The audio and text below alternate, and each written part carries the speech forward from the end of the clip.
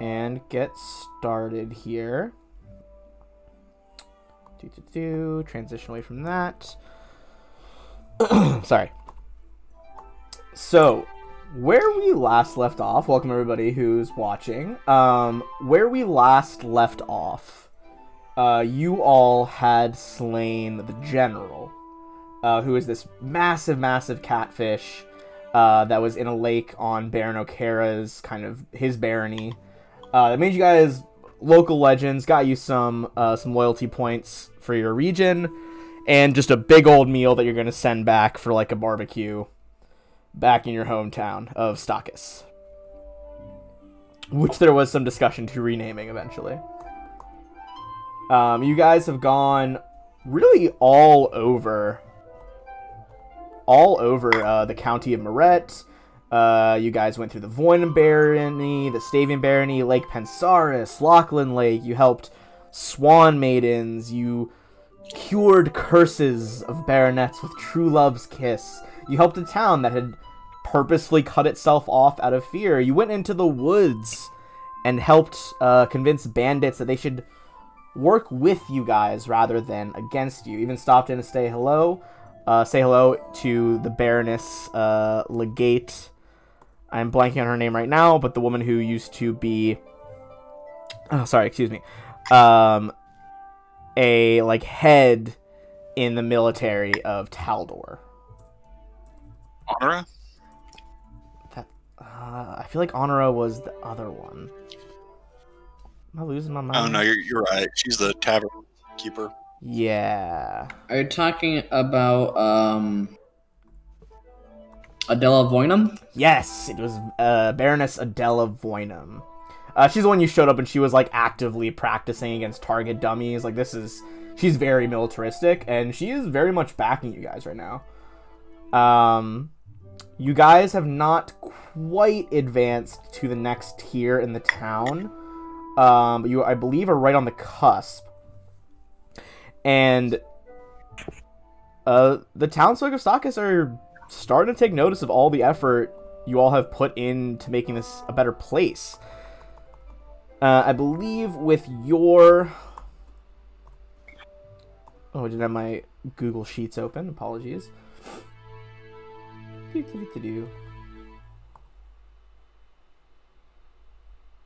And I know you guys are right on the cusp of finishing another one of your builds.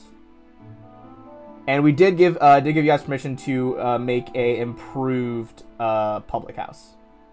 So that's on the table as well. I feel like that was all the broad strokes. You guys got a new mask. That's a new relic that can be empowered as you guys do triumphs. Anything else that was a highlight for you guys? Speaking of the mask, who's wearing that?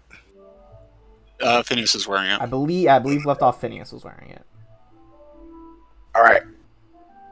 So as far as artifacts relics goes, Tanith has Dignity's barb. I have the Envoy ring. Machiavelli has Corianda's blade, and Phineas has the subtle mask. That all sounds correct. And I was talking about this earlier, but everything should be at 2 triumphs right now, is what we determined. Including the subtle mask, or not, because we just got it? Yeah, so the sword was not at a triumph yet. All right, listen to the GM. Everything's at 2 triumphs. All right, let's say everything you found. I don't want to like overly power them, but I also want to make it a little bit easier on everyone to remember. So let's say this: if it was one of them from book 1, it is currently at 2 triumphs. If it is one of the ones from book 2, it is at 1 triumph.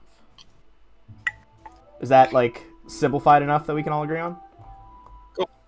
Yep. Okay, cool. Sounds good.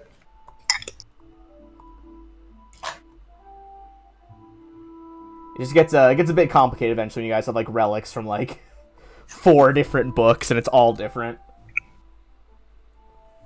All right. So I'm gonna pop up the map here again in a second. Where we last left off, you guys are over by Lake Pensaris. And I believe your next stop was going to be to return to Stakis. and Nope, have your hags. festival. Oh yes, Hags. you guys got the hags. That's right. Due to some incredible knowledge local checks, you found out where exactly the circle of hags that cursed the baronet has been staying. They are staying in those woods that are like just east of Lake Pensaris. It is nighttime now, but I believe we said if you guys wanted, you could just sleep in like the fishing village that's there, unless you guys wanted to just like straight power through and immediately enter the woods. But that's up to you guys. So we take the safety of the village. All right, that is absolutely fine. Bum, bum, bum, bum.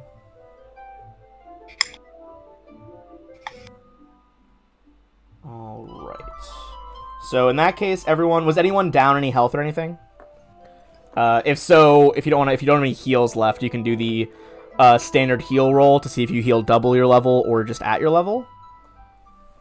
I think we used up all of our. We used a bunch of wand charges to heal up. Yes. All right. Perfect. In that case, with the protection of the village, as they like, a lot of the villagers stay up like all night partying, like this massive like, it's a local legend, but they were also at the back of their minds a little scared that reality is they could go out fishing on this lake and just get sunk by like a 20-foot long catfish.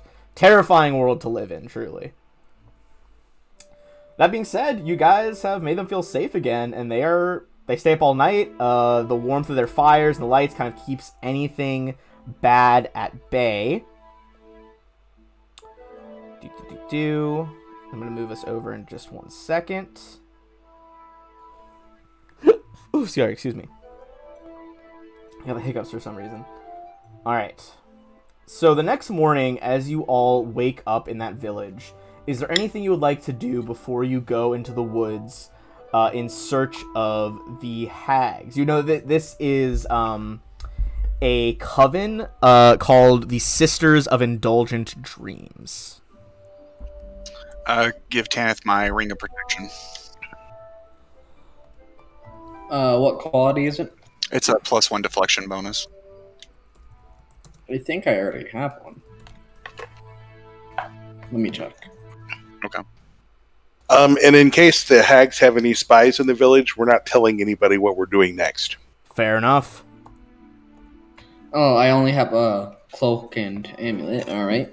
So Alright, yeah, you could easily, so you send, you guys are able to round up both a mixture of, like, your networks and, like, some locals that you could pay, like, a pittance to bring the general back to Stachys, while you all, you know, take the scenic route. You kind of depart to go look for these hags, without telling anybody. Alright.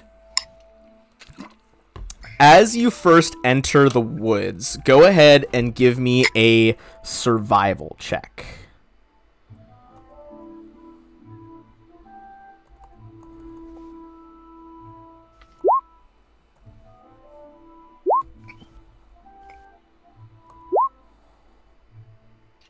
Suspicious of every tree.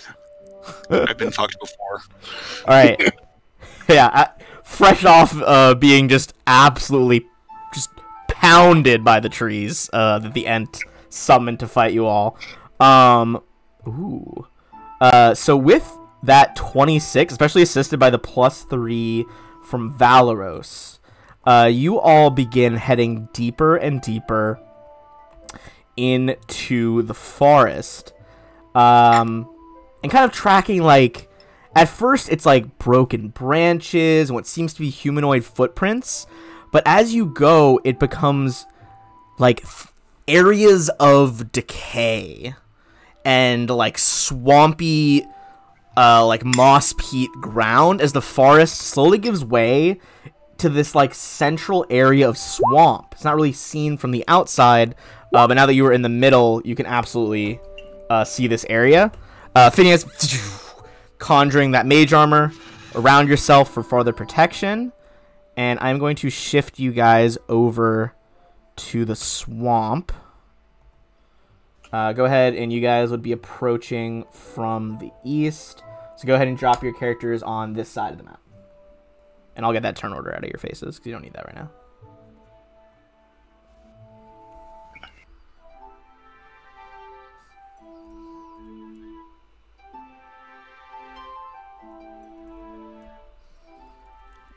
All right. Wait just 1 second, please.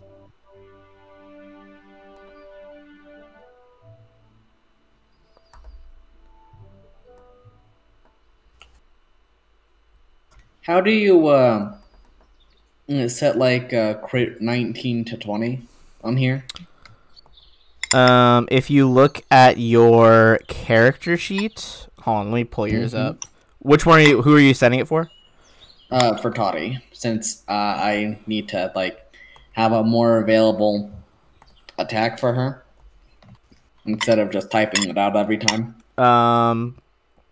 It should be. Oh, hold on, I can't like see. Toddy's is like looking weird for me.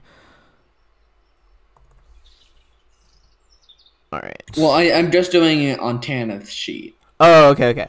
Well, if you like click, sorry, I didn't mean to just roll a weapon for you, Galatus. I just wanted to like refresh my memory. If you like click the gear next to one of your weapons, under attack, it'll be like ranged. Below that is critical range. Oh. Set that as like 19, and it'll make it 19 through 20. Or like what, you know, Oh, yeah. basically set the numbers as the lower bound of those things. Sounds good. Thank you very much. All right. As you track them to this area, go ahead and give me a perception check.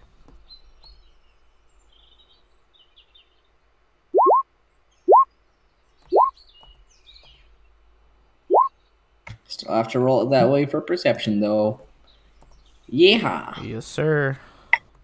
I mean, I could do it like 31, Toddy's Phineas. on My mine. God. All right. Perception is my best skill. All right, we got a War for the Crown dice, which I did. I did what I said. I went and tested it in saltwater again because I keep rolling so badly. It is fine. There's nothing wrong with this D20. But with a 31,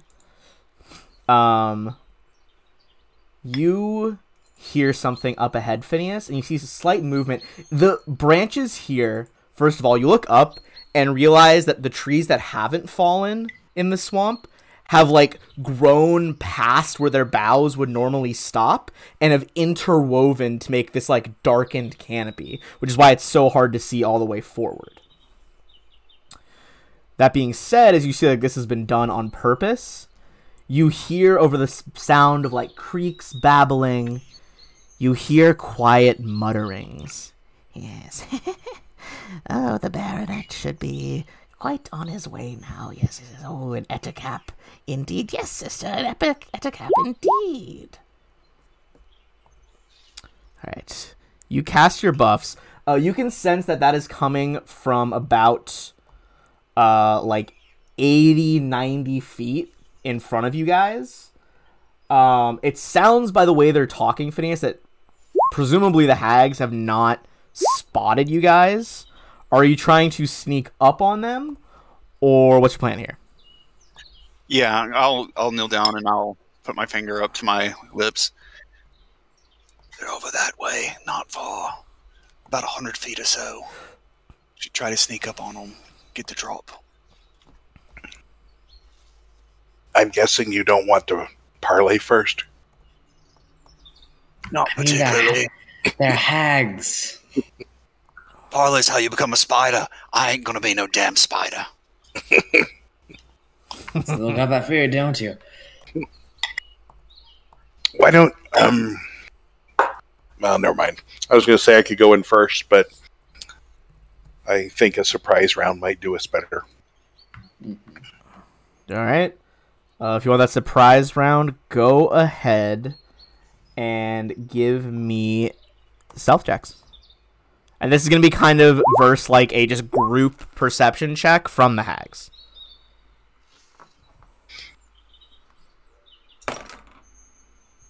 Can we cover for Machiavelli? Yeah, so this will be a kind of what I usually do in Council of Thieves is, I mean, 21's not bad. Bang. Yeah, way to go, man. I was gonna say, usually I do like a majority successes, you know, like if it's like a party of, with Valoros, that's like 5 people rolling. Toddy, it's like 6. You know, if you can get a majority or at least half in a big number party, it'll be a success. With the idea that like the really stealthy people know that their friends have heavy armor and are like leading them by the hand. You know, like, hey, don't put your boot here; it's gonna crack the stick, etc.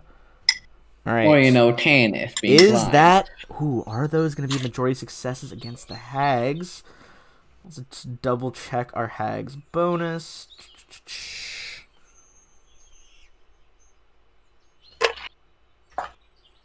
Ooh, close, but that is not going to do it.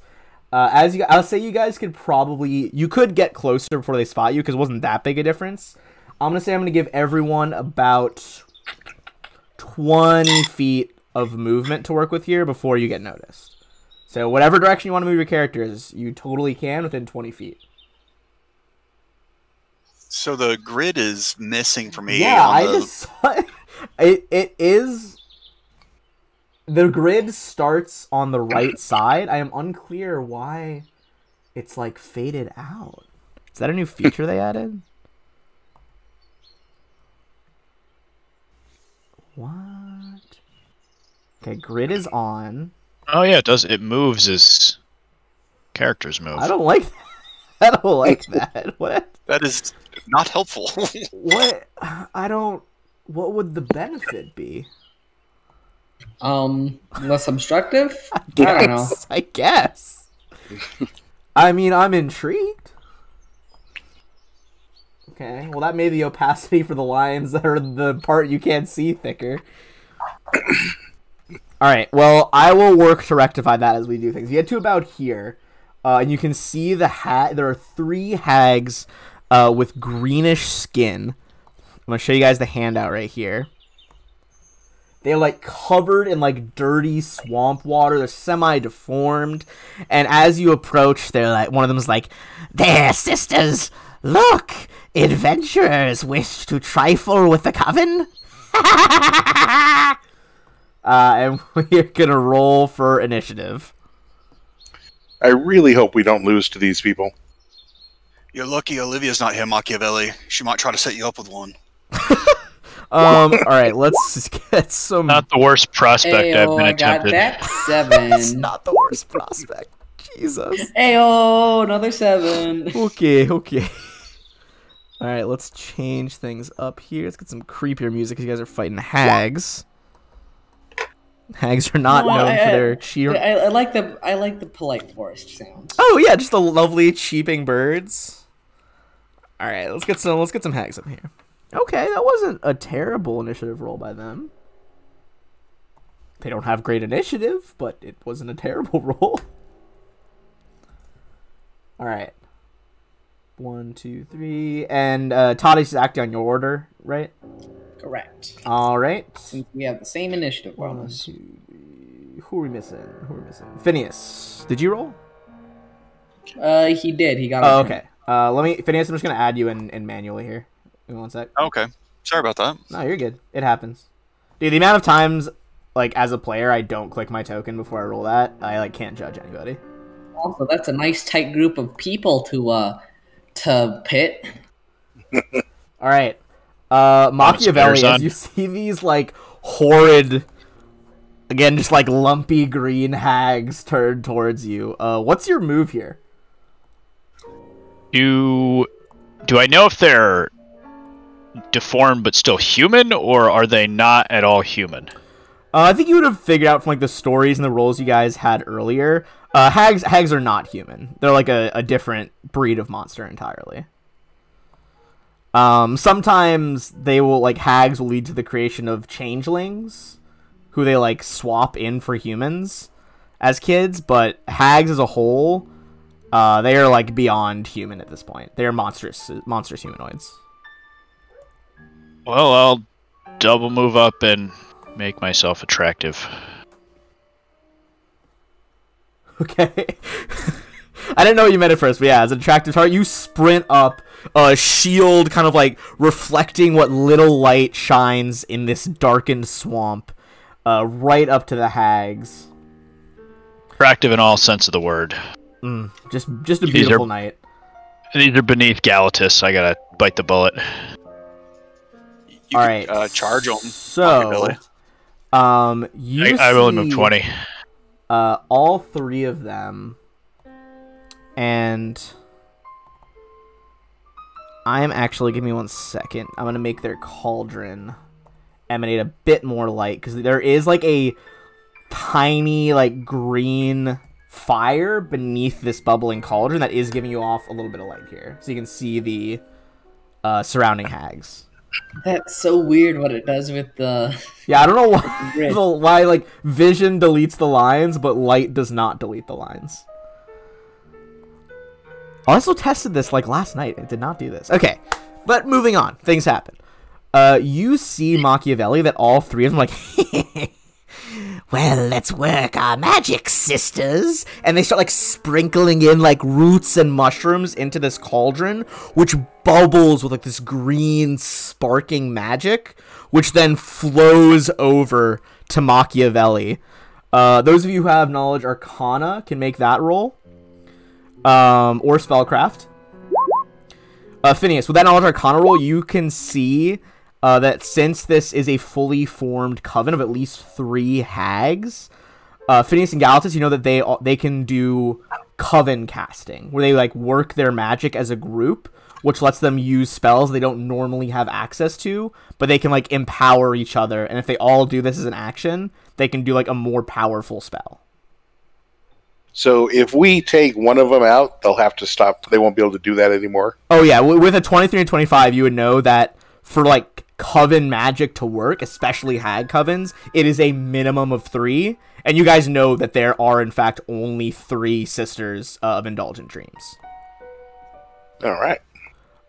That being said, the magic is going to flow over Machiavelli, and I need you to make a will save. Yep. Big money, no whammies. There were whammies. There were indeed big whammies. One of them is just like, yes, look, an adventurer true. And then the next one's like, it's time for him to experience something new. The other one's like, yes, a sin must all be his. Cover him in sloth. I don't have a rhyme for his. Fogger. I blew the rhyme at the end. My brain went dead. They are going to curse you. And with that curse, you feel yourself get lazy. You don't have like a really lazy day in your life. But you have been cursed by them to the point where each turn, you will have a 50% chance to do nothing that turn. As you just cannot be bothered to lift your sword and fight. Roger, Dodger. I knew I should have grabbed our curse thing. That being said, I grabbed it, so I put it on. Oh, okay, sweet. Oh. That being said, to work that magic, they do all have to use their turns in conjunction, so that moves to Phineas. I charge. Hell yeah. If that's difficult terrain, you can't do a literal charge. Is it difficult terrain or normal terrain? It is not like within the environmental rules from Ultimate Wilderness. It is not a pure swamp. It's kind of just like a diseased area of the woods that they made. So it is not technically difficult terrain now. So the stream isn't either. Let me check. I believe the stream requires an acrobatics check to clear as you charge it. But it is only about a 5-foot stream, so it is not terrible.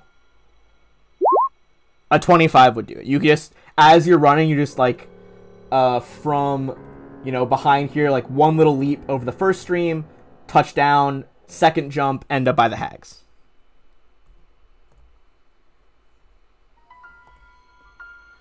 And then unarmed strike for 14.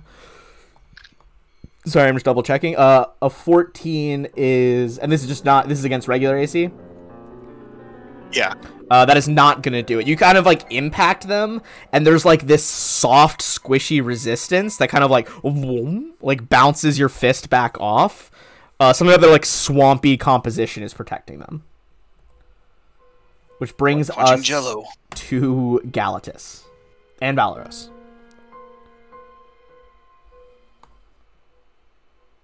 All right, so he's going to come up here and do blistering invective. Oh, baby. All right. Did that? Okay, there's your intimidate check. All right, I'm just double checking their demoralized stats. Give me one sec. Okay. Plus their will. Unfortunately, that is not going to demoralize them. All right. Right. You go up, let loose this like string of curses and profanity against this group of hags that have long plagued the region. But they kind of turn, a blind ear to it. They're just like, he speaks the truth, but do we mind, sisters? No, we do not. Valoros. All right, Valoros is going to run up, and he's going to use his tactician ability. So everybody gets to, if you're flanking, you get a +4 to hit instead of a +2. Oh, baby. Valoros is like, there, watch on their left flank, duck down, bring your blade around the right side. Giving these directions. Guys, I know that this is complicated, but if you're on either side of them... This is like very much simplified. No, but he you've been teaching him well. He busts out this knowledge of tactics. That it's truly worthy of a knight. Exactly. And with that, so he's providing that bonus to you all. That is going to bring us to Tanith and Toddy, who are kind of splitting the difference on this back creek over here. Alright, Tanith is going to go first and cast a good ol' haste on our pal Galatus, so it hits everybody but himself because he doesn't especially need it. Oh, hell yeah. Alright, everyone is immediately sped up. Getting that extra attack, that extra AC, etc., etc. And Toddy? Just first he's gonna try to cross over the stream just a tad bit so it gets a bit closer. Give me that acrobatics check. Sure thing. That's a 14. That, unfortunately, you are going to trip in the stream back here. Kind of just splash down in the water. Help him, Toddy. He's blind. Toddy just turns around and walks like...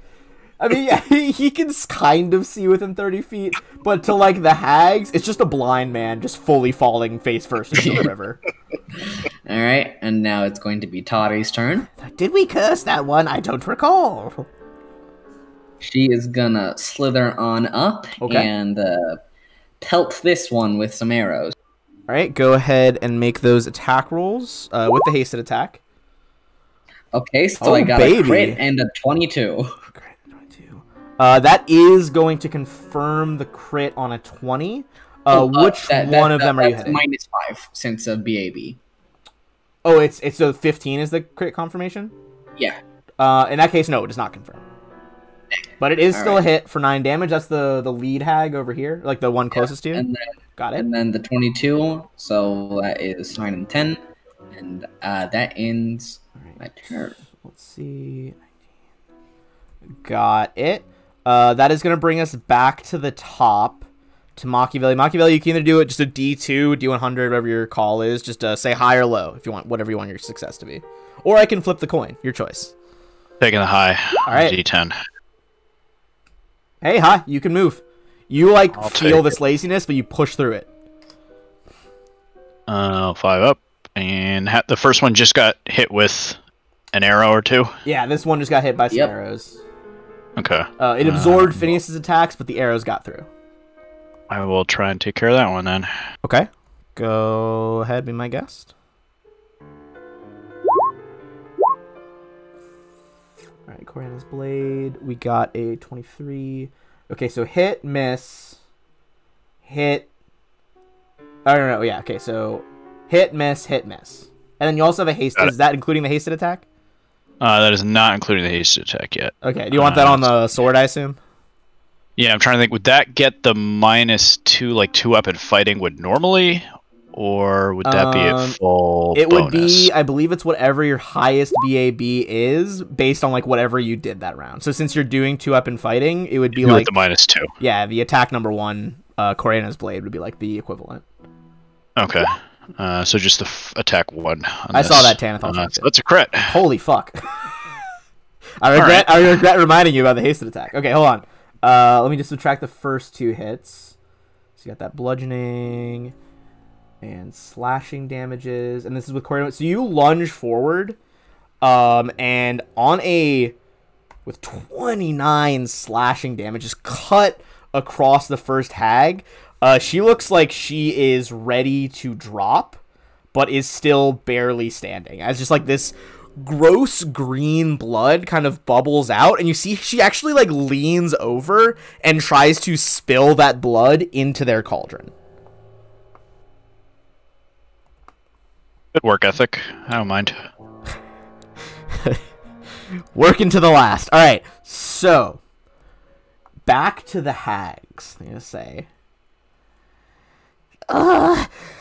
this violence is quite a dish, but we'll see how well you all fight when you're a fish. They're gonna do some coven casting again.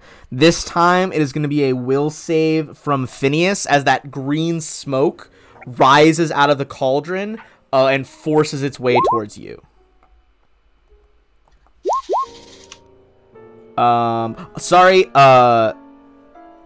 you can roll that again. It is actually a fortitude first. Oh, okay. I was mistaken. Oh, well, that's worse. Okay. Okay. Tried to save it. Fishnets.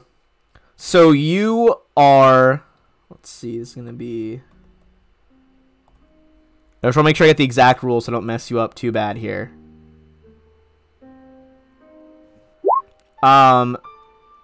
They are going to transform you into a tiny animal. They transform you into like a river trout as you flop on the ground.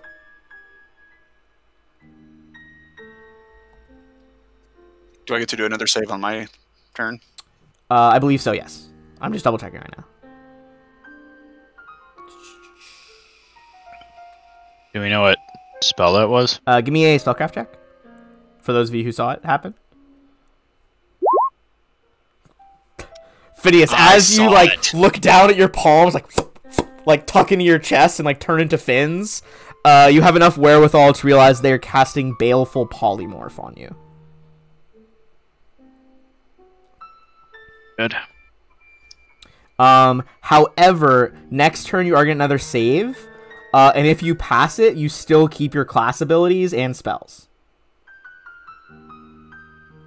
As a fish. As a fish. Granted, there are some disadvantages to doing them as a fish, but you could still retain those abilities. But once again, that they blow all 3 of their turns on like a powerful coven spell. So that is going to move us to Phineas. Phineas, this one is going to be another will save to see if you can be monkfish, which I guess is an actual kind of fish now that I think about it. Holy shit, yeah. You, while you're like just like flopping on the ground, still maintain your abilities. What would you like to do? And also, all right, so as a tiny animal, you are gaining, I'm going to put this in chat just so you can see. You are going to have to hold your breath, because technically you are drowning in the air right now. But you get +4 dex, -2 strength, +1 natural armor bonus as a fish. Crazy, I know, but that's how it works. Okay. You can hold your breath in water rules equal to twice your constitution score, number of rounds. So you can do that in air, but as a fish. So what's your constitution score as Phineas? 10. Okay, so you have 20 rounds before you actually start to like drown as a fish in the water or in the air. Can I do a flurry of tail flip attacks? Yes, but I believe since you're tiny, tiny creatures have to go into an enemy square to attack. So you would have to move into her square, which would provoke an op attack. You can flop into her square. You do hilariously, I think, have more AC right now.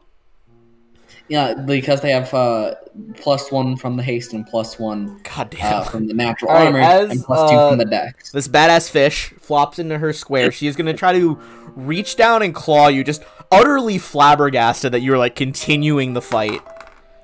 That is going to be an 18 to hit. That misses.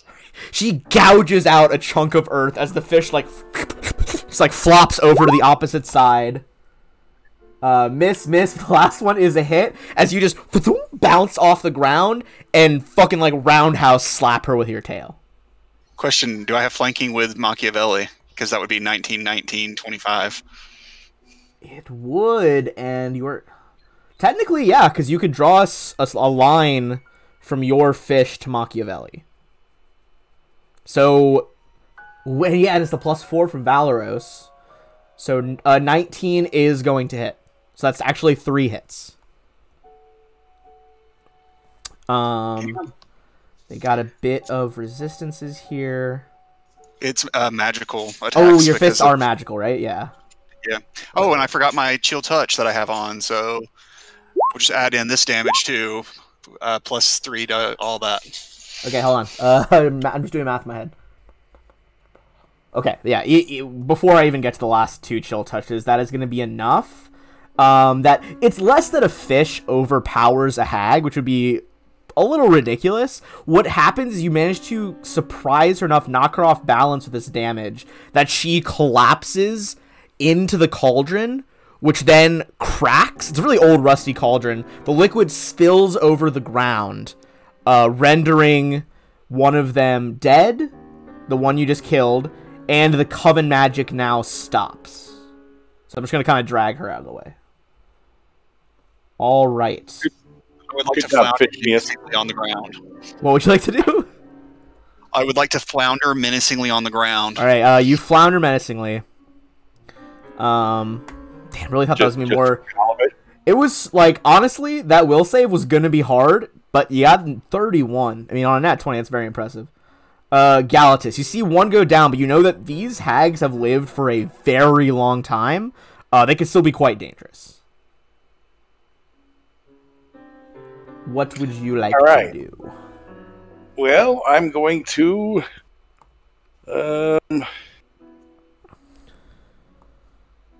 Technically, Phineas would still have to marry Sepsinia in fish form, right? I would hope that you guys could reverse this.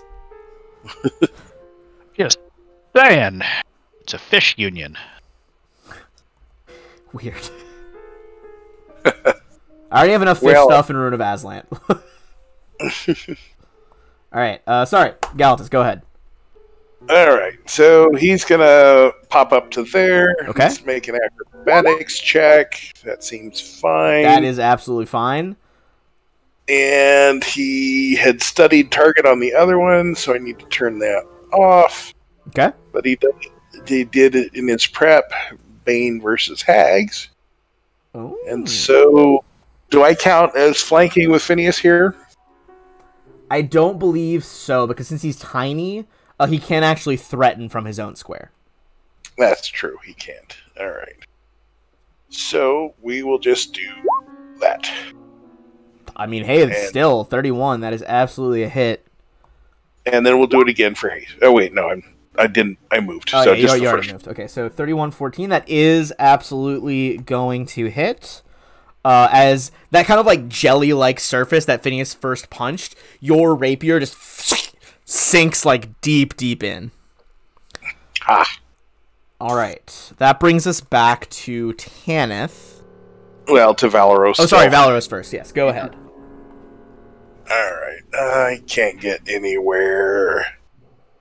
So we'll go there, we'll see how he does on his acrobatics. Keep in mind he has double move. Right, well, Ooh, yeah. no, it's plus 10, right? No, haste, it's plus like, I think plus it's 30. plus 30. It's plus 30 to double your Yeah, normal you can't go over. Yeah, you can't go double your speed. But it does bring it to. So what's his normal movement? 30. 30. So it go to at Oh, least. so it is up to 60, right? Yeah. So you wouldn't have to double moves to get there, I don't think. Okay. Well, anyway, he did 14 on his acrobatics. He was behind this one, correct? He was behind both. Behind both? Okay. I'm gonna just see. I'm gonna roll evens odds, see if he can make it over both. I'll say yeah. He fell in the first one there. All right. Yes. All right. With that being said, as Valoros is desperately even as he goes down, he's still calling out these instructions, try to give you guys that +4, just loyal to the last. But with that, we are going to move to Tanith and Toddy. Tanith, you are still, I believe, face down in the creek. I am. How can I get on face down on the creek? Just a move action.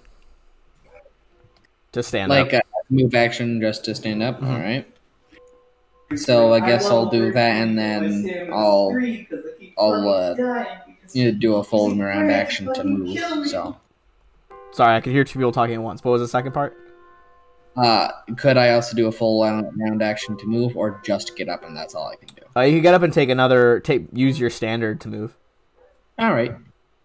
I'll say since you already were in the creek, you could step out of it. Sounds good. I'm stepped out over to here. Hell yeah. And then Toddy is going to do what Toddy does and shoot this hag a lot of times. All right. Go for the topmost hag. Okay, so that 24 is actually a 19. Okay. What are the other ones? So it's 23, 20, 29, 20. It should be a 24, 25, 30, and then a 20, since I have a +1 since it's within 30. Okay, so those should hit. You're going for the one that Galatas hit? Yes. Okay, hold on. Sorry, I should have had that +1 to damage to each of those as well, so that's 15, 13, 15, and 8. Okay. Another rain of arrows. This one remains standing. But it, again, much like the one you shot before, is exceedingly close to death. Alright. That brings us to Machiavelli. Go ahead and do your 50-50 chance to see if you act. Pick the low. Nope. That time, you just have like what's the point? Just this malaise goes over. You're just like, this is not even worth it. I'm just going to stand here. I want to listen to some emo music and hang out. Hell yeah. All right, that's going to be our remaining two hags. Ooh, who are they going to go for here? There's a lovable fish on the ground. An extremely violent fish on the ground. Yeah. Yeah, a very violent fish. Exceptionally freaking violent over here. All right. So they cannot do their hag casting anymore. That is unfortunate. All right. Seeing that strategy fail, they're going to ignore the cart for now. And instead one of them is going, let's see if you can do this, 5, 20, 30, 35. All right, one of them is going to run around the back of that tree, kind of in a circle to get behind Galatas. So you can only make one attack. The other one is going to full round attack. That's 3 claw attacks total on Galatas as they go from this swampy yet powerful magic to just full on feral. Right. Ladies, please. First one is a 28. Yeah, that'll hit. Then a 15. No. And then a 22. Yep. Okay, so 2 hits. First hit is going to be 7 damage, and I need you to make a fortitude save.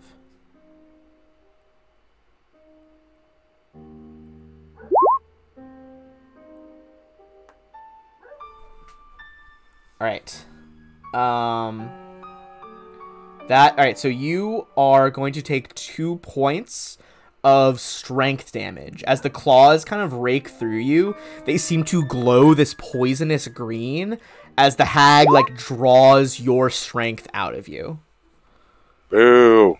All right, the second one that hit is from behind.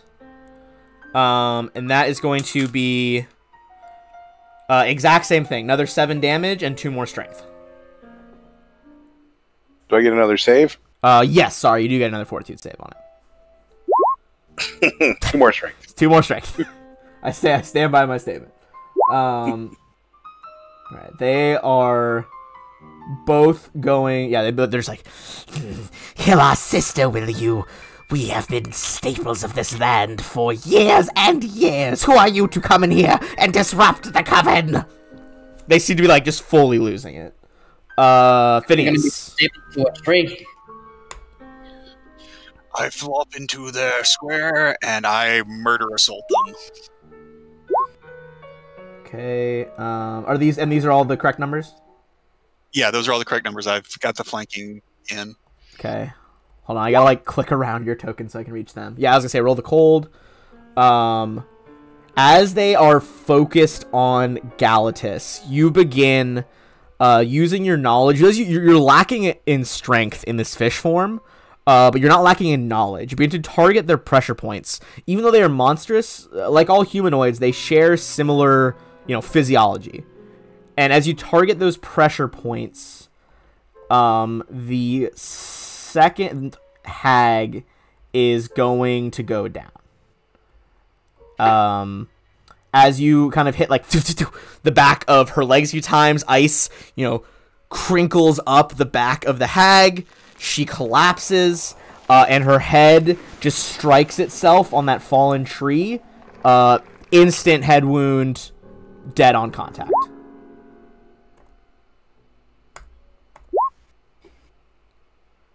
All right. Galatus. You see that one goes down. You still have one that has not been hit at all behind you.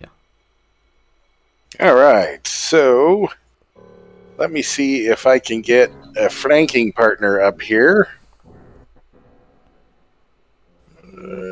Actually, probably the best bet is Galatus is going to move to there. Yes. Oh no, I can't move then ready. Alright. He can get to quite a few of those, but he'll have to do acrobatic. Alright, well. Yes, sir. You want to delay until after Machiavelli, and I'll go where you need me to, and then you can go on the other side? Maybe. We'll maybe go there. Alright, so yeah, Galatus will delay. Okay. And Valeros will pop up there. Okay. Make one more acrobatic as you jump that one. I'll say you successfully clear the first one. That's gonna be one short of the DC. These are very challenging streams to jump. Yes. Hey, I'm looking at I guess it's because of the mud? I don't... Slippery. Got it. Alright, so he ends up in the next stream then. Yes, but he's making progress. Hey, that's the last stream. That's true. Alright. Right, so, but Galatus himself is delaying till after Machiavelli, which brings us back to Tanith and Toddy, who are over by, like, the main creek. Just one moment, please. Yes, sir.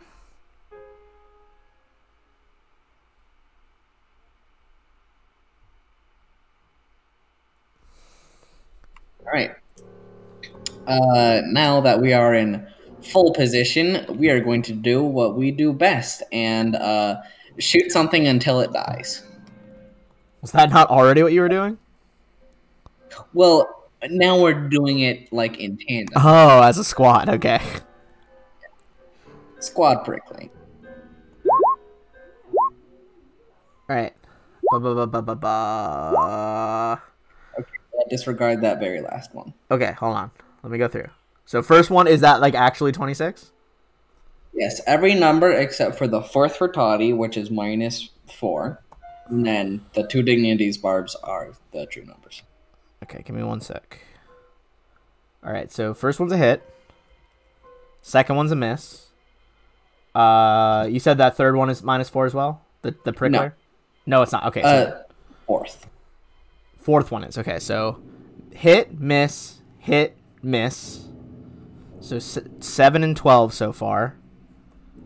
And then we'll go down to Dignity's Barb, which is going to be a miss and a hit. As just Right. all these weapons like go through, start impacting. All right, counter for all that damage, which is going to bring us back to the very top with Machiavelli. Where is best that I should go for Egalitus? Just adjacent to her will work. Okay. Can I get? Is there the rock in that whole spot, or can I be there? Galatus, can you ping where you are on your map? Because it's 2 different ones for me on my GM one. You're right here? Yep. Okay, cool. Gotcha. Is this an open square, or is that rock? I'd say that's only like a third of the square is rock. I'd say you could stand there. Okay. Did you roll your Over there. 50%? Oh shit. We'll take high. Nope. Can't I'm do gonna it. go back there. But Galatus, you did delay, so if you want to take your turn now, you can. Yeah, I'll just do a full attack. 1, 2. Okay, hold on. All right. So first rapier hit straight through some sort of vital organ near the stomach. Green blood starts spurting out as that is absolutely a successful crit for 20. Second one is also a hit for 11 as you draw that back and immediately plunge it directly back into the hag. All right, is it dead? It is not dead. Okay, I didn't add my bane damage. Okay, So- add your bane. That's 15. Oh, so close. That's going to bring it from 18 to 3. Darn it. So it's now the hag's turn. Having Machiavelli couldn't go, you delayed till after Machiavelli. It's gonna look around. It sees it's got one of you cursed. One of you is a fish who is, drowning in air right now. Also and it's killing just people. like also still killing people. But the final hag is like, I'll do whatever I can to hurt you all before I go. and she is going to, instead of clawing, you see her 2 hands. There's like this deep magical pulse through the swamp, and they both glow like a more sickly green. Instead of clawing, she is going to reach out twice and try to touch you. So you both against touch AC. That is going to be a nat 1, so one of them does miss. And then a 21 against touch AC. That'll hit. All right, give me a fortitude save. There's no damage. There's just more penalties if you don't save. It wouldn't happen to be a curse, would it? It is not. All right. Dang it, I can't roll my saves. All right, that is going to be 8 more strength damage. Oh, well, that takes me 8 more on top of everything else. Yeah. Correct. On top of the... All right, my strength is -2. Okay, so you can't die from strength damage. But I'm gonna fall down. yeah, you can no longer move. You collapse under the weight of your own body, and your limbs just feel so weak as you see these what seem to be little wisps of your essence sucked out of your body into her hands, which she shuts off the glow to get rid of it. That's not right. All right, as you guys see Galatus go down, still alive, but unable to move. So you have someone cursed, someone's a fish, someone is down on the ground, unable to move. Phineas, 'tis your turn. I'm going to take acrobatics to flop over towards her face. That's a 18. Let's see if that beats her. Did that roll? My rolls are delayed right now for some reason. Yeah, it rolled a 16, but I got a +2 from being a Oh, fish. there we go. It just popped up for me. Okay. 18 plus 2 from being a fish. That does not beat her CMD. So she is going to try to do one of the claw attacks on Phineas. This time, that is a 25. I'm going to twist in midair when I see her coming and avoid it. So stupid. And then I'm gonna. The mask is like the mask is like as always fused to its wearer. You just see these like strange swirling tattoos around these just like dead, bulbous fish eyes. All right, so she misses you, but then you miss her, and then miss her again, as just this whirlwind of like claw, fish flying, everything's moving around, but no one finds purchase. Oh, an 18 doesn't hit? It's a 19 is their AC. Ah! Did you include the +1 from haste? Yes, I I did. think that buff's active, I assume. But I'm not sure. Yeah, it is. Okay. I've got it on there. Gotcha. Yeah, so that is one short, unfortunately. So hold on, let me move Galatus so this makes sense. Back to the delay. So that would go straight to Tanith and Toddy then. Hello, Wave. All right, time to finish this. Okay. Oh, I don't have the size bonus for hitting. Size bonus. Because you get a bonus attacking larger creatures, don't you? Yeah. Yep. You got a +1. You do. That's true, because she is larger than you. In that case, a 19. Then you would get a 19. Buggers! Hold on, let The me- finisher. Ignore me. I'm just dragging you out of the way so I can see the fucking witch. So she would take 15 damage from that tail fin to the Like face. I said, she went down that 18 to 3. She fucking killed all 3 of them. Again, less about the fish having the muscles to beat someone to death, and once again you use your knowledge of just martial prowess and magical power to both freeze and pummel the final hag, who is going to split her head open on that rock. So, before we go out of combat, there is still the matter of Phineas being a fish. I believe it has been 4 rounds. So you have 16 rounds left before you suffocate. Have a stream. What's your plan, Phineas? You just don't hide in the stream for now? Yeah, because I can't breathe otherwise. Okay. In that case, we can jump out of combat as you guys try to think of solutions. So Valeros stands up out of the creek, totally fine now. Machiavelli is just kind of continuously fading in and out from these bouts of sloth. And Gals is just propped up on the ground. Valeros comes over to rescue Galatus. You okay?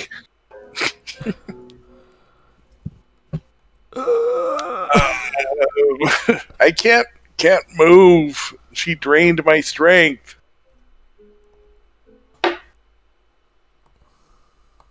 you guys do get some good XP, though.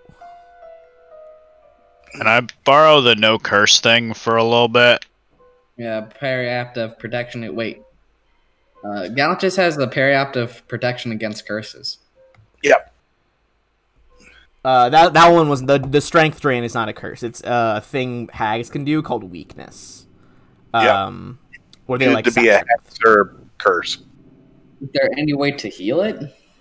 If you can heal ability score damage, so that would be a lesser restoration would get rid of 1d4 plus 1, or a restoration would get rid of it all. You also, since it's not ability drain, it's just damage, you heal 1 a night automatically. If you succeed at a heal check, either yourself or someone is helping you, then you heal 2 a night. But apart from that, you guys are all going to get some XP here. Sorry, I just minimized my calculator after doing it. Everyone gets 1,500 for taking out the Sisters of Indulgent Dreams. You all are all also, as long as you provide proof, which I assume you guys will do, Their cauldron, would provide as proof. There's a lot of stuff about them in the stories using this cauldron, which you have broken into like carryable pieces now. It's covered in like a really unique mix of like unholy and arcane runes. But as long as you turn that in, you guys also get a loyalty point. So it's 1,500 XP each and another loyalty. Ishbit casts detect magic and runs around and like points out magic items to people. All right. So as you detect magic on them, you see that all three of them over the years have crafted items to empower themselves. All three of them have headbands of intellect +2.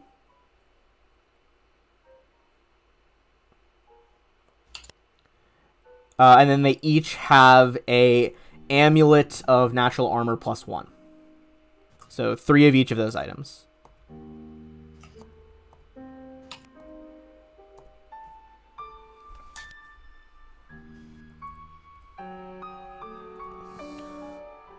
Which you can use or sell. That is entirely up to you all.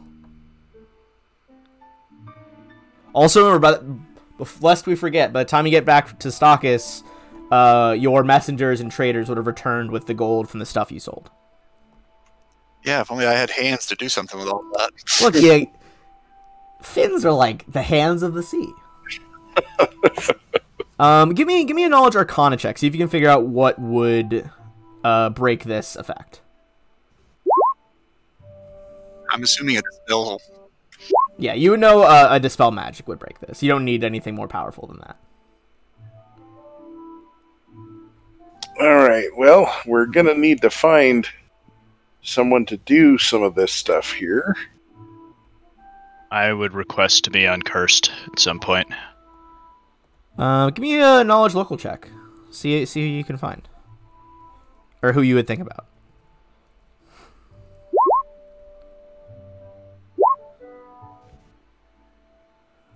Alright. We don't know shit. Yeah, We are no very idea. preoccupied with our Jesus ailments. Christ. I have dispel magic. Oh, do you? Does anybody have lesser restoration? Don't think so. Oh, but I think our cleric back in town does. Yeah. But yeah, I can dispel magic. So Yes, your whoever- cleric that you guys sent to the temple, one of the ones you guys rescued, does have lesser restoration. I got dispel magic, so I can dispel the people that need to be dispelled. Okay. So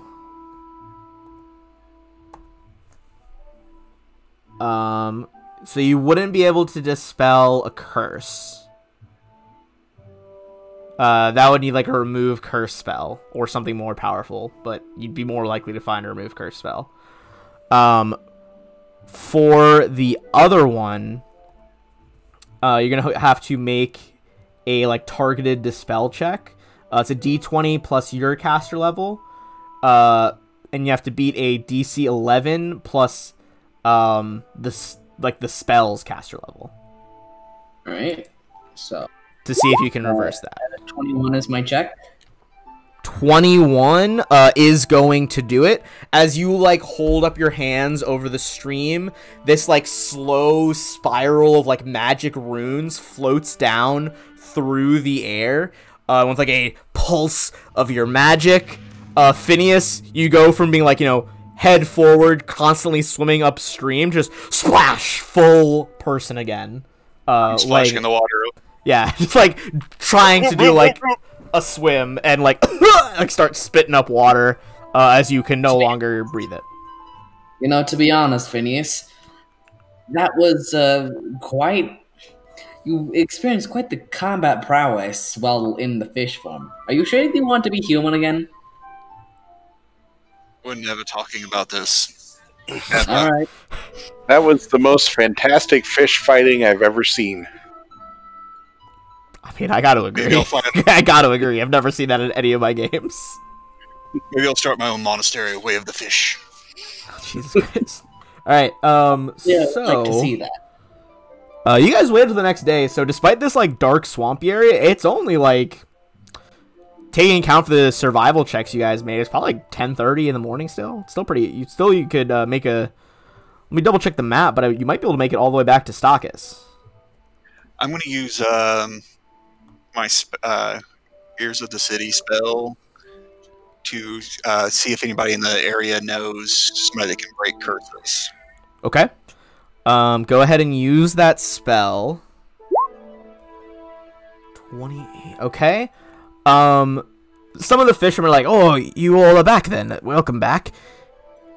That one can't even stand. Phineas, you like use your spell, like listen in on the city, like gather this information from the fishing village. You think that all of them, the only person they can think of who has, what they just call like god magic, would be Archbanker Lady Peril. So we should go see from Lothidar. The Archbanker of Amadosh. She might be able to break these curses. It sounds like a good idea to me. Of course, I'm going to go wherever anybody carries me. Fair. I'll carry you, but I only sometimes feel like walking. I think we'll put you in a wagon is what we're doing. Yeah. You guys want like requisition a wagon? Yes. All right. I would say like pretty easily. You could get just like a farming cart from these people. It probably smells like fish because that's what they use it for. But I mean, if you flash them like, even a small amount of gold pieces, it would probably be more than they earn, in like a year. Let me double check Can it carry Machiavelli and Galatis, or is it only big enough for one of us? Let's see. So this would be a cart. You think if you toss them like 20 gold pieces, they would sell it to you? Like they are hurting for money. I give them 25. Thank you kindly. This old thing's seen a beating, but hopefully you don't mind the smell of trout and catfish. It could carry both of you, provided you have the right propulsion, which is either a large creature, like a beast of burden, or 2 medium creatures. So like it could carry 2 of them if you guys pulled it. So Valeros and Toddy get it. Or we could get the horses at the village. Let's see what kind of horses they would be likely to have. I mean, if you guys would prefer to pull, that's fine. I guess, yeah, it would be up to Valeros and Toddy. Toddy's like, I don't mind, but if they have a horse and it's not too expensive, that could work. Well, I worry about taking all the resources. I don't have much in this village. One of them's just like, I got a donkey. Does that help? Is it a talking donkey? I had a bad experience once. It's not. It's a regular donkey. Sure, how much? Looks over at the donkey, which is just like, it's definitely like an old age category donkey that's been around for a long time. It's like 10 gold pieces. Done. All right, you guys get this old ass donkey. It's got like 10 hit points. It's not combat trained, but it does have the endurance feat. And as such is good at carrying heavy loads a long distance, which is all that you all really need. So you guys saddle up this new donkey, not saddle up, attach it with the harness to the cart, and could easily pull your way to Meret. One of you unable to move, one of you alternating between, annoyance that he can't move and just a overwhelming lethargy. You all could make it back fine, to Lothar. whatever. I don't really want to walk anyway. You guys hurry up to the temple. as some of like the temple guards who are just it's like a few paladins of Abadar who have these like shiny like gold leaf breastplates and these like ornate swords, and they're just like, hold on, what is your business here? That donkey looks like it's gonna keel over, and is it okay? We have just returned from dealing with the Sisters of Indulgent Dreams, and we are having some side effects. We were hoping the Archbanker would bless us and heal us from this encounter. Ooh, give me a diplomacy check.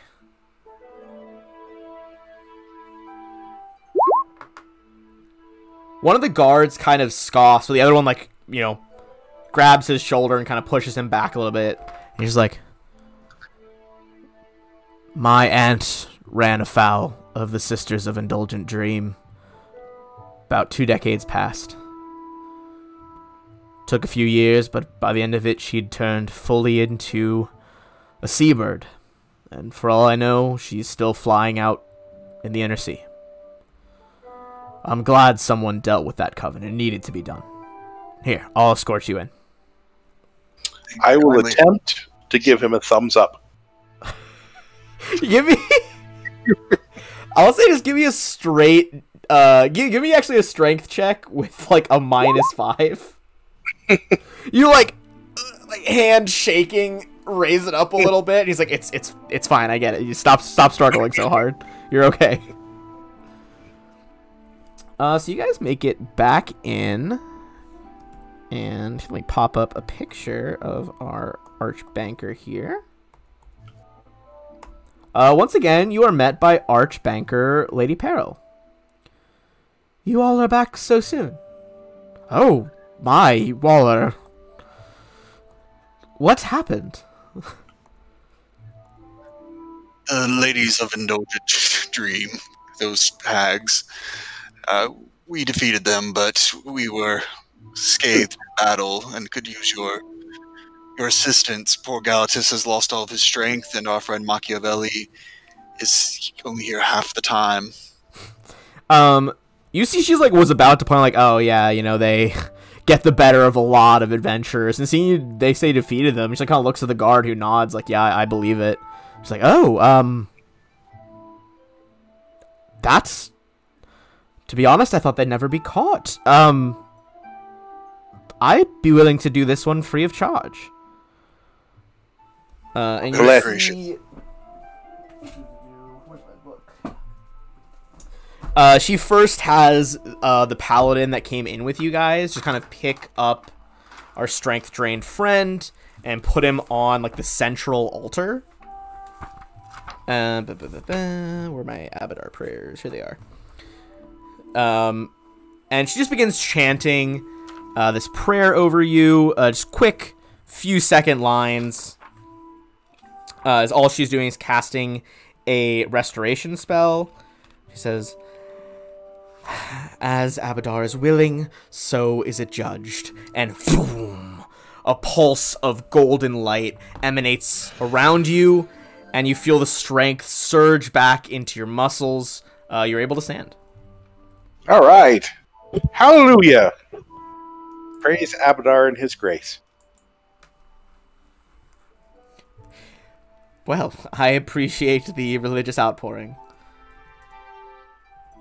Alright, so next one, she's like, now this one, this might be a bit more tricky, Machiavelli. It will be my magics against the magics, well, I guess the ex-magics of the Coven. She goes into, like, a longer, chant here.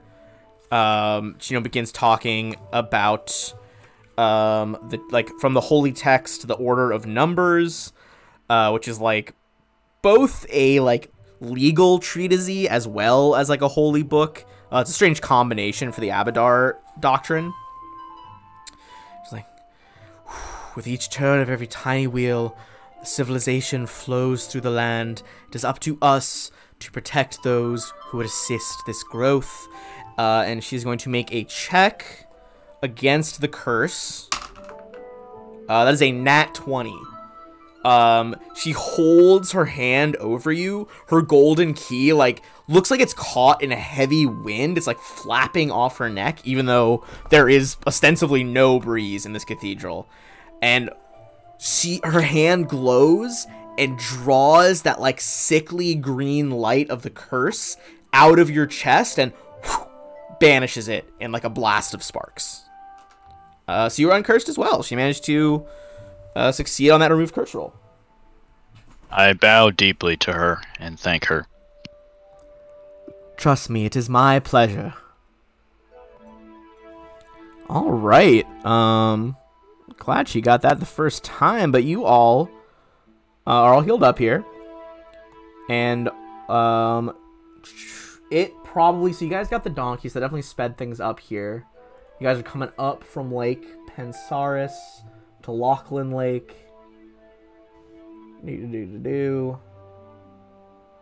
I would say I'm going to give the donkey a fortitude save, but he does have endurance. If he pushes it, he could probably get you guys back to Stachys today. Let's Sounds good. Out. Got my donkey stats right here. With endurance, that is going to be a 20. So the donkey pulling you all back. If you guys choose to keep it, you could just sell it if you want. But if you guys want, a few of you want to ride in the cart and take turns, you absolutely can. You paid for it. You all would make it back to Stachys. And it is the next day after the slaying of the general. So first things first, can't find it. What was the last thing you guys were building? Because it was definitely something that was supposed to be done today, I believe. Let's see. I did mark them all as completed. Oh, I think we said because you guys were sleeping that night that it would have just been completed when you got back. So, yeah, everything's marked as complete. Okay, that's fine then. And your current loyalty points is at 32 or 33 now? 32. 32. Ooh, baby. I'm pretty sure 32 might put you guys over here. Let me just double check. All right.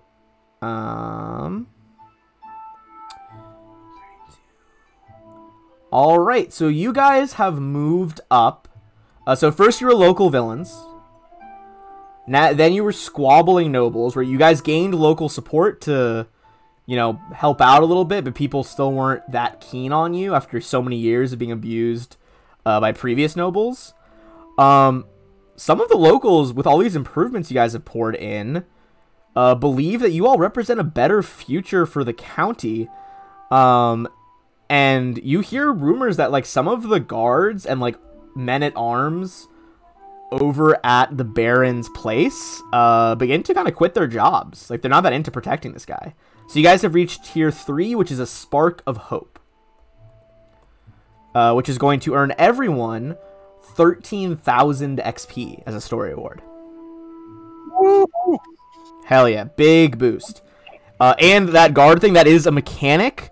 The higher you guys get, more XP, you know, more prizes, and you are making it easier to seize the Palace of Birdsong. Well, yeah.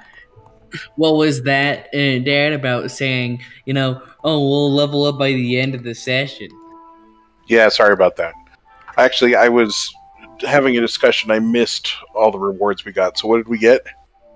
13,000 XP. 13,000 XP. Oh, sorry, hold on. I just tabbed away from me. Give me one sec. 13,000 XP. You got, this is the tier, a Spark of Hope. So the locals are a bit more friendly toward you guys now. If they think you represent a better future, not only for Stachys, but like Moret County as a whole.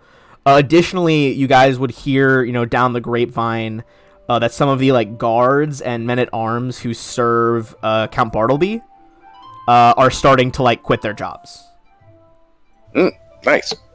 So like mechanically, like the higher you guys get this loyalty system, in theory, the easier it will be to seize the like old Lothete estate. Yeah, and So you guys know the next one is going to be local champions, and the final one, which is going to be hard to get, it's like, you know, if you get like pretty much all the potential loyalty points, will be hero of the people. Or heroes of the people, excuse me. There are multiple of you. So that tipped you guys over the level up? Yes, it did. Yeah, That's up to level 8. It's about 8 minutes early from our usual break time, but if you guys want to do your level ups now, I could do the 10-minute break early, and you guys can just kind of start with that. Yeah, sounds good. All right, I'm going to run a quick ad, and then I'll be back in 10 minutes. Let's check on the baby. Excellent work, guys.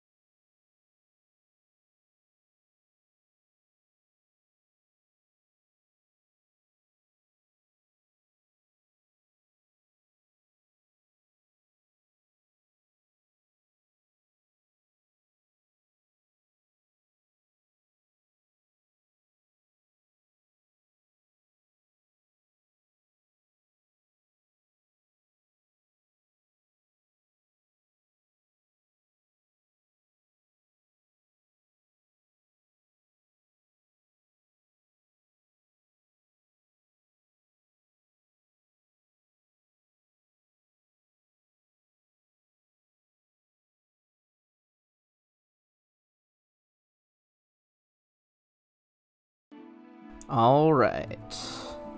Hi. By the way, I got a new summoning spell. I can I've sent see. you a stand-in token for until I can draw it. So Okay, give me one I sec. got the spell Mad Monkeys. Amazing spell. So, question, Ben. Yes, lay it on me. So I was planning on taking a level in Cypher Mage, Ooh. but the character sheet only has room for 3 classes, so I don't have room to put my Cypher Mage. Damn.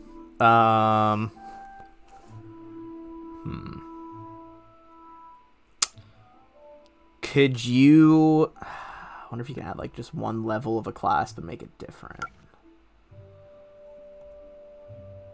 That is more classes than I've tried to put on one character sheet, so I'm not sure of an exact solution, but I can look into it. Let's see if we can figure it out. I mean, I can just add it into the Arcanist because it's giving me spell levels or spellcasting levels for that. Mm-hmm. So I guess that could be a temporary fix. Yeah. That might have to be a temporary fix for now, and I'll see if I can change the character sheet to fix that. Okay, thank you. No worries. There might be some tools in the back end I could, like, change it with.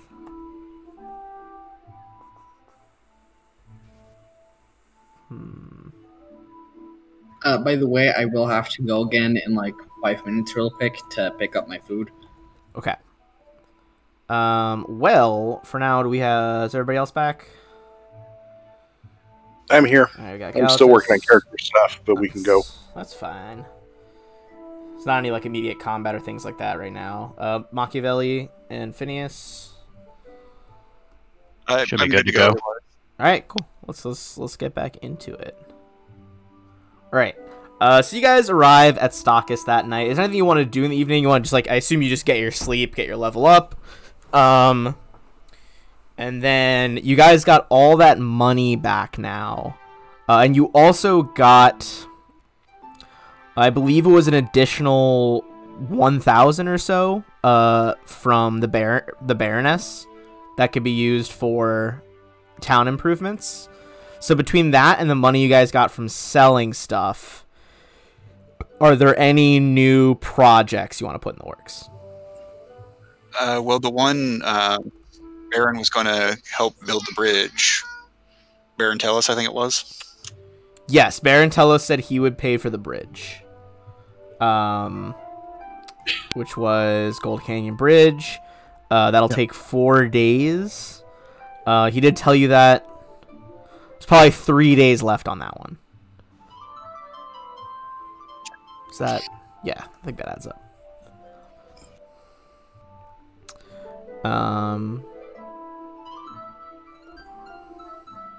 Well, we're a little bit short of the public house. We could use our own cash for it, though. 500. Up to you guys. That's fine. Yeah, that seems like a good idea. Okay. Okay.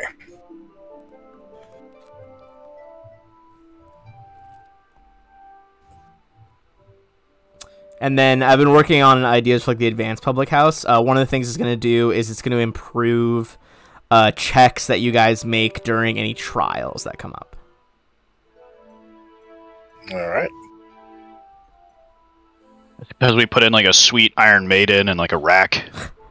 I was thinking more like an actual like judges stand and witness stand, but sure. Yeah, tomato. Yeah, the same thing. All right, you guys have done a whole bunch of stuff here. Yeah, these peasants should be way more grateful. Yes, how dare the peasants, as you say. So, as you guys get all this stuff, you are also going to receive an invitation. This invitation is from Duchess Valeto Lothede. That was the older one that you guys danced with during the Tanager Jubilee. Who was it exactly who danced there? I believe it was Phineas. Phineas. Okay. The letter is it is addressed to like everyone at the Bettany estate, but it is like to Phineas and other residents of the Bettany estate. Extra hearts around Phineas's name. Jealous? I can set you up. I mean, she is quite well off, I suppose. All right. Well,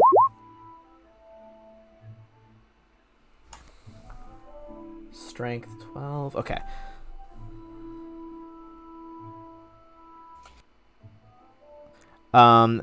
She invites you all to like a small luncheon on the lawns of the Palace of Birdsong. That would be 2 days from now.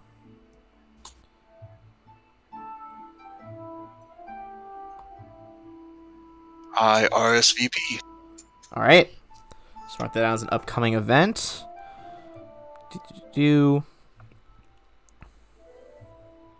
Excellent.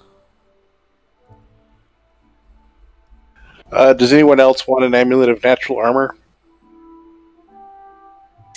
I've already got an amulet. Okay. Yes, I think. Yes. Okay. Well, then for the moment, I'm going to give Valeros the third one. Okay. All right. So you guys equip the equip those magic items, and as we are going through this, unless you guys have anything immediately you want to do before jumping into it, you guys are gonna get another persona period. And this one, I'm just double checking. Give me one sec. This is going to be this is your final 3 persona rounds for this book. Galatis, you have your belt. I finished it last night. Hallelujah! Excellent. Yes, if you have any other stuff to finish first, you guys can totally do that. Just getting our persona stuff set up.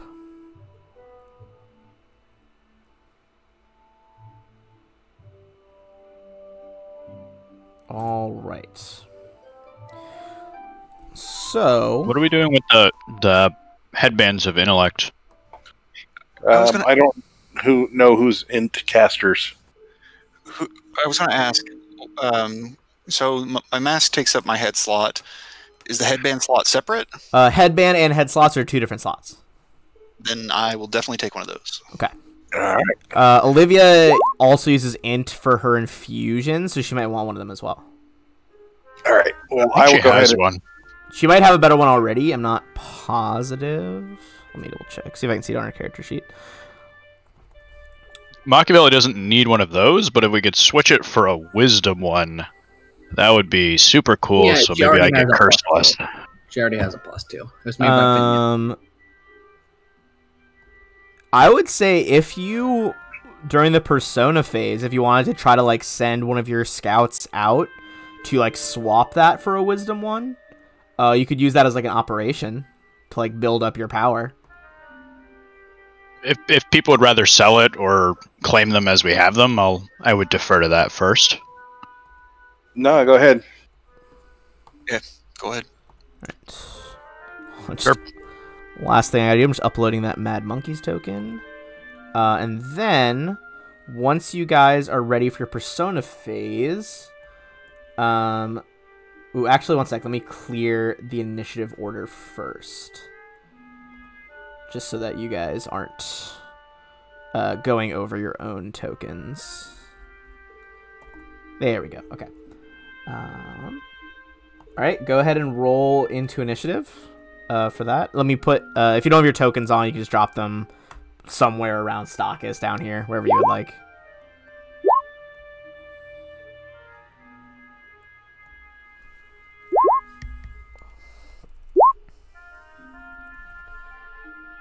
gonna get some upbeat music here, because you guys are getting to be real popular with the people. Alright. Cool. Looks like Machiavelli is going to be first. This is round 1 of our final 3 Persona rounds for this book. Are you looking to farther improve one of your facets, or like developing your persona, or going for an operation? What sort of check would be required to use one of my operations to switch the headbands? Ooh, for the headband one? What are your facets right now? Like your higher facets? Heroism 4 is the one that matters. Heroism? Okay. I would say that would be, so this would be an operations check. And let me make sure I get the correct information. Because we've done a lot of building up our personas, but not done an operations check yet, I don't believe.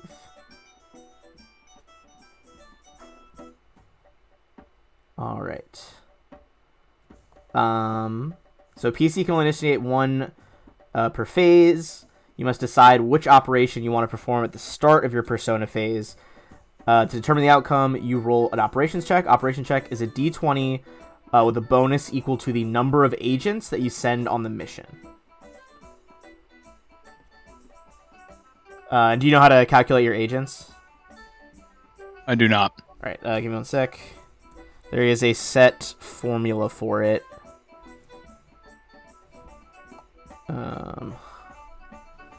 So, persona phases. Sorry, I admittedly am still not a perfect master of this yet. That's fine. We've only had 3 of these. All right. So, agents. A PC has a number of agents equal to twice your total starting number of facet ranks, and then each time you increase her facet rank, you rally 2 additional agents to the cause. So I believe you have Heroism 4 right now? Correct. So you should have at least 8 agents. So it could be, depending on how many...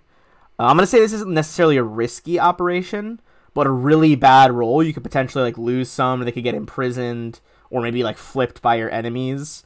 So, the more agents you put in, the higher chance you have of succeeding, but, the more you have the potential of losing at the same time.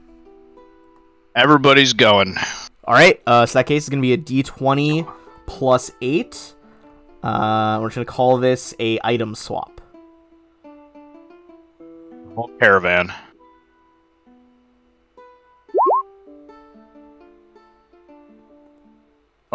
21 is going to be a success. So you send out your network of spies, and they are able to infiltrate one of the only magic shops in the region, which is up in Lothidar. And without anyone noticing, they kind of like swap the different jewels without messing with the magic, and put your headband of int into the shop and take the headband of wisdom out and make the swap. Sneaky.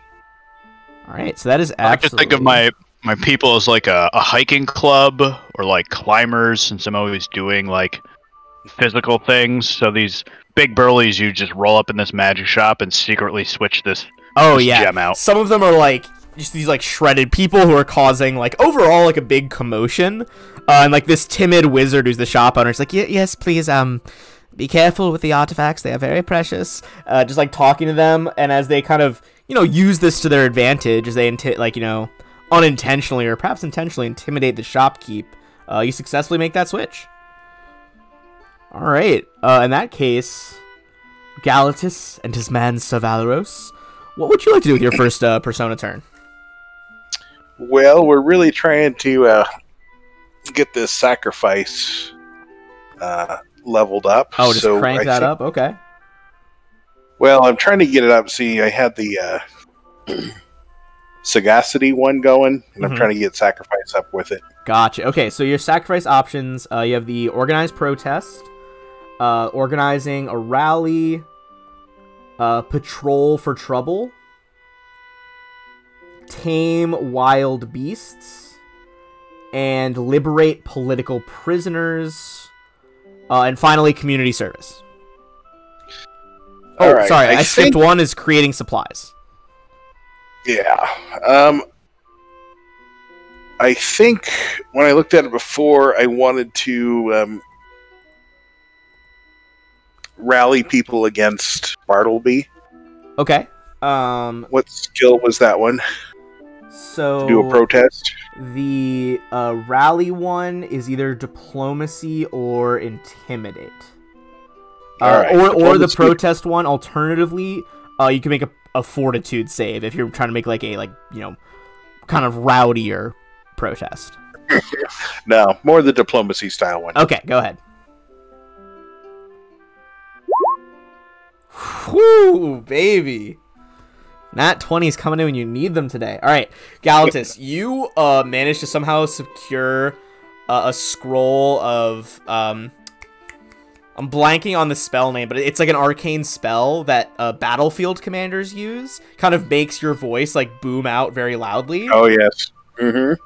And you use that and organize this like massive protest, not directly in front of the Palace of Birdsong, but it is in like the hills of that, barony. And he could probably hear the echoes in the distance as people are like cheering for the fact that like, yeah, Count Bartleby and the Lothians, it was theirs to hold on to, but it should not be their palace anymore. They've not done a good job, and by all rights, it does not belong to them. That is Yeah, and Bartleby was the one who set the hags on everyone. what? They're like, that's crazy. I didn't know that. Yeah, Nat 20 shockingly, absolutely a success. Usually this, people come from all over, like some of your, small town citizens of Stockus. People come from Lothadar, Old Town, who some of those people have started to move into your guys' area because you gave them that stirring offer. They all come to your rally. All right, hell yeah. Getting your sacrifice up, that is going to move to Tanith. Tanith and Toddy, what are you all looking at doing? Are you working on Persona or Operation? Last time I gave a wonderful, very thoughtful speech about wands. Now we're going to move on to scrolls. Just so you know, my people, my agents know literally everything about like magic items and such. Okay. Let me just double check. Which one was that? Like to increase genius with use magic device. Use magic device. All right. Go ahead and use your use magic device. 7. What is your current facet for that one? What's 5. your facet level? 5. 17 is not going to do it then. Yeah. As the higher you guys get, the harder it is to succeed on them. All right. Yeah, it's the craziest thing too because I rolled a 3. That is wild. Yeah, plus 14. That is a devastating roll to be sure. All right. I need to get up to 19 so I can use wands without really making a check. Yeah, true. That's like the goal. Phineas. What are you doing?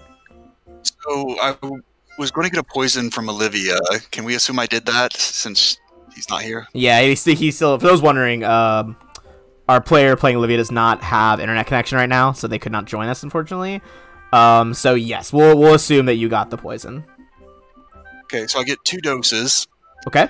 and 1 dose I'm going to smuggle into Count Bartleby's room. Is this the operation? Or Yes. what is 10 plus CR. Okay, DC equals 10 plus CR of any guards present. Hold on, let me tab back over to his room. Give me a second. Alright, Palace of Birdsong. He's on that floor. Okay. Just remember, You're in luck.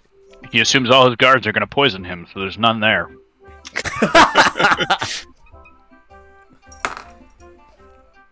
Gilgasarn is gone. I mean, you got. I'll be honest, Gilgasarn would be on that floor, and without him there, it's going to default to the next highest level protector. Or, like, you know, yeah, we'll call it that. Because of that, this would have been a fail with Gilgasarn, because he's got some special stuff going on, but you all have taken him out of the equation, so that is a success. What is the poison here? I was going to defer to Olivia's expertise. Okay, we can come back to that. Hold on, I'm just gonna write down a quick note that he is gonna have to make some sort of save against this poison. Well, he's not being poisoned. I'm hiding the poison in his room. Oh, what's the ultimate goal? Later poison. You'll find out in the next round. Okay, you've piqued my interest. All right, so here's my notes on this. Okay, I'm very intrigued now. All right, that is gonna bring us back to the top of the order. This is round 2 of 3. Machiavelli, you used up, so you only get 1 operation per persona phase. I believe, yes, you get 1 per persona phase, but you could still do like trying to build yourself up. Yeah, I'm trying to get swole. Okay. Just more what's your biggest one? Heroism, right? Okay. So is there, I mean, there's so many to list. Is there like a specific skill you want to try to go with heroism? The climbing one. Yeah. Oh, all right. Dude, let's do it. This is the time. Go ahead and give me a climb check. I believe that one's called a feat of strength. Yeah, I tried to climb that big tall tree last time and hang a picture of the count. Oh, the giant oak. Yeah. Yeah, this is demonstrate might. Any strength-based skill check. We'll go for that again. God damn it. Nope. That tree is impossible. No one's ever climbed that. You climb back down, someone's like, I'm pretty sure someone climbed it a few years ago. Like, I don't know if... Nope, never. Like, in the history of man. Sorry, Tribune, you're right. No one has. The townsfolk... I shall be the first. They're really starting to like you guys, so they like, oh, yes, of course, sorry, Tribune. Like, bow their heads and go about their business. Alright. Galatis, go ahead with your second round. What you thinking? You know what? That worked so well, we're going to go for it again. Okay. We're going to rally every day. Hey, keep the protest going. Valor's like, absolutely, sir. I will gather from far and wide across Moret County. Although I imagine after last week, it can't help but be a letdown of some kind. If you get another nat 20, I'm going to lose my mind. 20. What is your what's your facet level now? 3. 3. With a 3, that is still a success. Oh, nice. It's not quite as impassioned. You kind of you used a lot of your really good points, like finding out that the hags were involved with the count, doing all these big things. People are like, oh, he kind of said a lot of this already, but it's still inspiring. So they get hyped up as your booming voice echoes out across the county once again. I believe that spell had to be heard for about a couple miles around. I gotta find what that spell is later. It's gonna bug me. Alright, in that case, it's absolutely a success. It's gonna move us to Tanith. Right, with the failure of last weekend, it's mine. Toddy's like, you got it this time, Tanith. You got this. Just take a breath. My great failure about, wands. We're going to move on to this week's topic. Runes. Right, please. I'm begging you. 21. 21. It's already at 5. 5. I think that might still be a failure. I'm double checking right now. Okay. I want advanced operations. All right. Unfortunately, that is not going to be a success with trying to get to rank 6. Okay. So are you trying to achieve rank 5 or trying to achieve rank 6? Okay. Yeah. I need them advanced operations. Yeah, dude. Advanced operations opens up some doors for you guys. All right, Phineas, I am severely intrigued by what's going on here. What are you doing now? My agents take the second dose of poison, and they poison Titus. Poison Titus. Fuck. Hold on. All right, Titus Lothid. Let's get this boy's stats. 24. So this is against. All right, let's double check. Do we have any bonuses other than our agents? I'm trying to think of Pretty what sure you guys have. So you got so right now, I'm gonna say the DCs are a little bit lower with like sneaking around the palace because you guys, with that last tier you just got rid of some of the guards. I believe most of the like bonus stuff you guys have got though is like the bandits are gonna come help you if you go to the palace, and the swan is gonna come help you, the night swan. Well, I have 4 guards in the palace who serve me because they Yes, sign contracts. you do have the guards that sign your contract. So I'm gonna just modifying some stuff on the fly. Give me a second. You got a 24. Yeah. Oh man, this boy's gonna have to make a frickin' fortitude save. Okay. I'm gonna make the save now and tell you guys what it is, and I'll write it down. We'll see what it is versus the DC of the poison next time. All right. He got a 17. Which, based on... I made a whole character about poisons for Crimson Throne. That is very much in the realm of possibility. If you guys had a good enough poison, 17 could be a fail. Cool. It all depends on what Olivia can make. Yeah. It'll depend on what you... Because she should be able to make much cheaper poisons because she's an investigator. So, potentially, you can make like a more expensive one for like a third of the price. Gotcha. All right. Well, holy shit. Titus just drank some poison with his afternoon... I was going to say tea, but let's be honest. He's definitely day drinking. He's not Dwarven fire whiskey. Yeah, he's definitely still on that Dwarven fire whiskey. Alternately, like, failing and succeeding on different days as the staff have to, like, clean up his rage fits. Machiavelli. What's the move here? It's your last round for this persona phase. Climb this tree, goddammit. Please, I'm Climb that tree. Climb that tree. Climb that tree. Alright. This tree's lucky. I will point out, I don't know if this is the situation you want to use it, but for those who didn't see my Christmas present to everybody in the Discord, everybody gets 1 free reroll. That's banked. You can use it whenever you want. If you want to use it to climb the tree, that's on you. No. There's Okay. not going to be another tree next time. Okay. It's going to be how this goes. That's fair. I thought I would put it out there, but My next feat of strength is chopping this tree down. I should have reminded you guys to be in the session, but I just like saw the Discord chat. I was like, oh yeah, that was the thing I did. The thing I did in the caught up in the Christmas spirit a few days ago. Okay, all right, well, we'll see if she can climb it later, but potentially. So that is going to bring us to Galatus. All right, once more. I've seen snakes Sorry. climb trees. Yeah. I once had to call ceasefire on my archery range because a snake had climbed all the way up into a tree over the range, tackled a bird out of it, and was eating it in front of my students, who were like 9, so they weren't thrilled. Some of them were, but a lot of them were like freaking out. And I'm just like, I don't want to go move this snake that is like halfway like stuffed a bird down its mouth. I did, but I wasn't happy about it. That was not a good day. Please.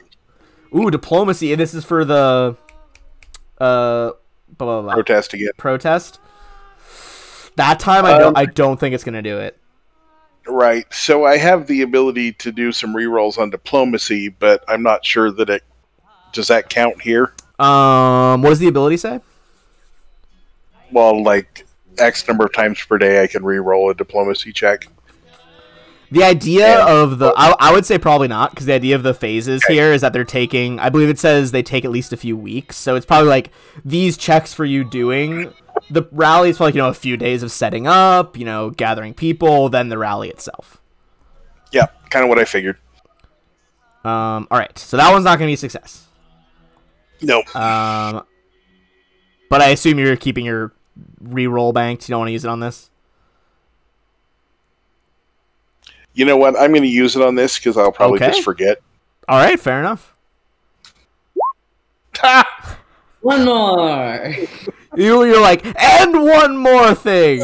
And they're like, yeah, I guess, but I'm still going home. Like, this rally's been going on for an hour, and I got stuff to do. Oh, what Close, a waste. but no cigar. I left the oven on. Alright, that being said, back to Tanith. This is the last round of Persona stuff. Is there anything I can do with bluff? For which facet are you working on? Genius. Genius. Let's see if there's a bluff with genius. Yes, you can work on building your information network. You establish or grow a discrete network of informants around Moret County. Around Moret County. Wow, I didn't say that right. All right. So scrolls, that was kind of an iffy. Rooms, that was kind of iffy. Next thing, crime.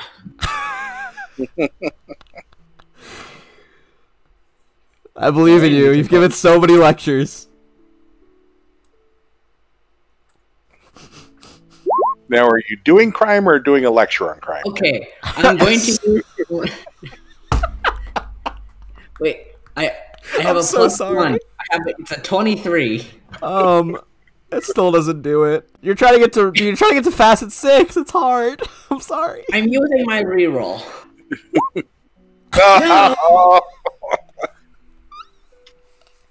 Merry Christmas, everyone. I think the rerolls were just a trick. Okay, unfortunately, that is not a success. Dang it. But Phineas, having potentially poisoned one of the main Lotheeds opposing you guys, what's your next move here? Triple poison. I'm going to work on my subterfuge persona by sabotaging my opponent and letting people know that Bartleby has poison in his room, including a used vial. What a thought out plan! Holy shit, dude! I'm getting got as the DM this time. Oh my god! Oh my god! What is your rank? What rank are you getting up to with that one? That would put me at rank 8. I'm at 7 now. Oh, hey, hold on. Quick maths. Holy shit. You need a 31 to succeed at rank 8 for you. And you got a 32? Holy hell. Yeah, that succeeds. You have rank 8. Yeah, it's rank 8. God damn, let me check. So you unlock a new thing here now. Admirers unfriendly? You can level... You can leverage your reputation to improve the starting attitude. Oh, so you can just improve the starting attitude of people who are already unfriendly towards you. That's pretty nuts. That is pretty nuts, actually. The King of Whispers has been very good to me. Yeah, he really has. I can't My God. for friend my places for Phineas. So basically, yeah, like you have become so accomplished in this, like, they call it the Great Dance, right? In Taldor, it's like this the game of politics.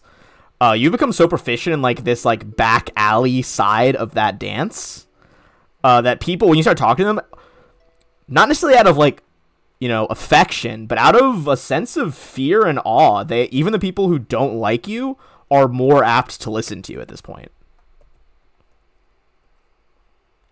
And that's how I killed 3 hags as a fish. You see, we cut to like some like back room at a senator's house where like a few of the senators are like having a whispered meeting about the War of the Crown. They're like, did you hear about that like crazy guy? He's a tribune now. He killed some hags as a fish. And he's also really good at organizing his agents. I'm very scared. All right, so you guys finish your persona rounds for that. Boop, boop, boop, boop. And those persona rounds would have taken a few days. So you take those days off, and whatever you were building is done. And we can say that during the persona phase is when you would have gone to like that late luncheon on the grounds of the palace. And give me 1 sec. I'm actually going to move you guys over to the grounds on the palace. I just want to make sure the settings are correct for the lighting. Alright, this will be during daytime. Hey, I just remembered something. Yes, sir, go ahead. He has wings now. Eidolons are whack, dude. Yeah. Okay. There's very nice, like, angelic bird wings. Wow. Okay, so first of all, so you guys will be approaching from the front entrance.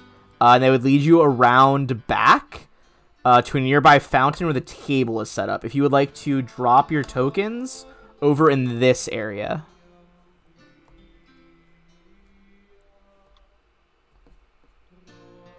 This is a very large map, so you might have to zoom in a little bit.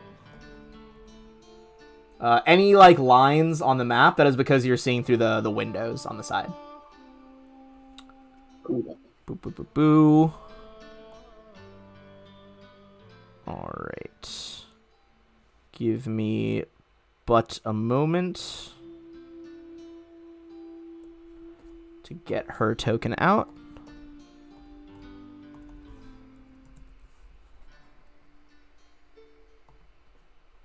Put her over here. And I'm going to show you her handout again.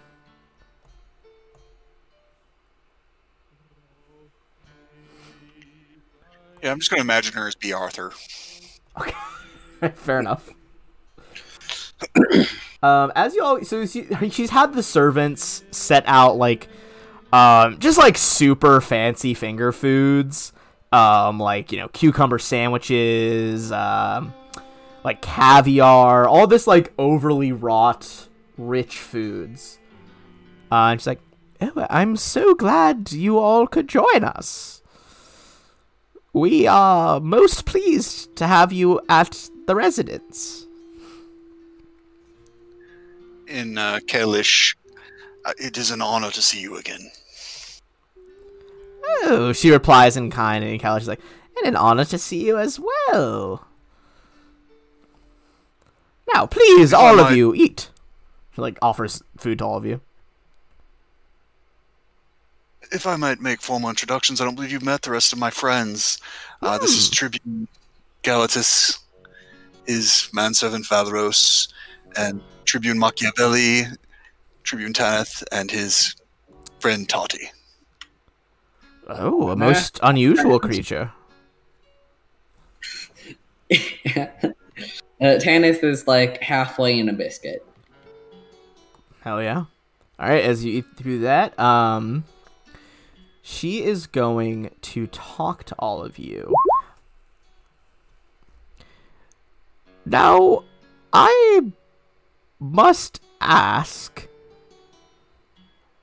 what? I've heard rumors of protests and just various goings-on around the county. What is your goal, Tribune Phineas? And, of course, all of your friends, too. I wouldn't want to exclude anyone. Our goal is to make this area safer and, well, just better life in general for the people that live here. Especially the poor, the ones who aren't doing so well currently. She, like, dips a piece of bread in some broth, chews it, like, contemplating. Well, you all have done a lot. You have made a fool of my dullard nephew. Talking, of course, about Titus. But I find that I have my own goals here.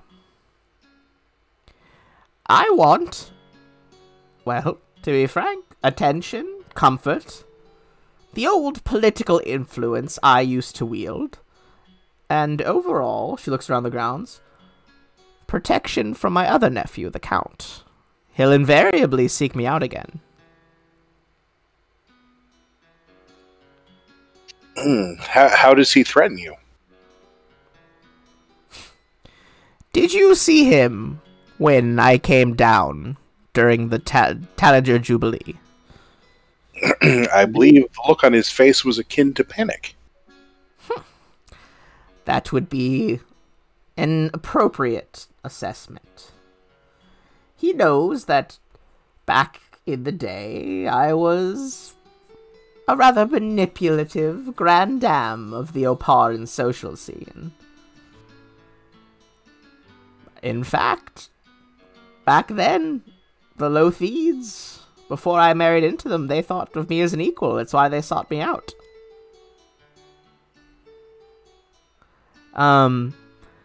As she kind of goes on this history lesson, go ahead and give me a sense motive check on her.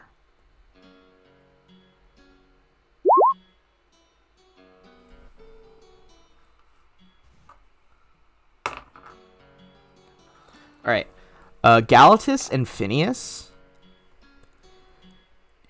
Something is itching at the back of your minds here.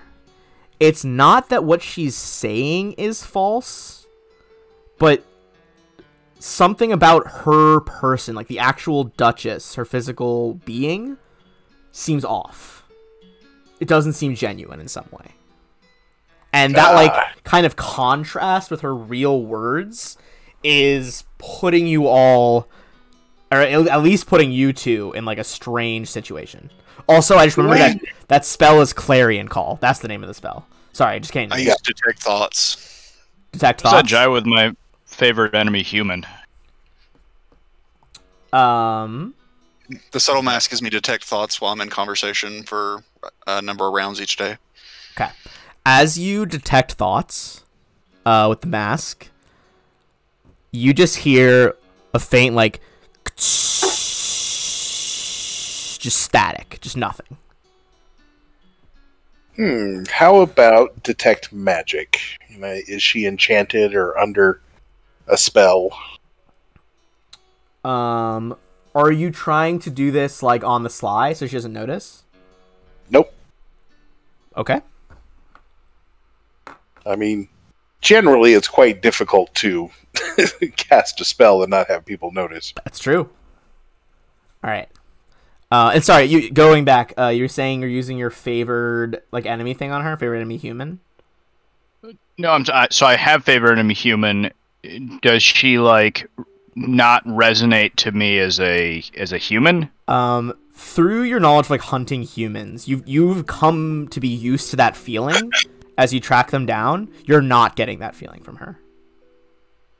So, like, she's, like, I'm like, oh, I don't know how to dispatch her properly. Yes, you, like, see, she looks, for all intensive purposes, as, like, a, you know, not venerable age category, but an old age category aristocratic woman. She looks human, but for whatever reason, as you, like, imagine in your head how a fight would play out, it just doesn't work. The math isn't there. Like, Okay. whatever feeling you feel is not present.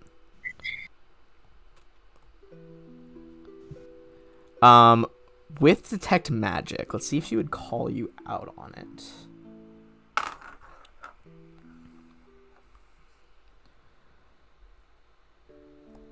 Can I help you, dear? I see the glint of divinations around you.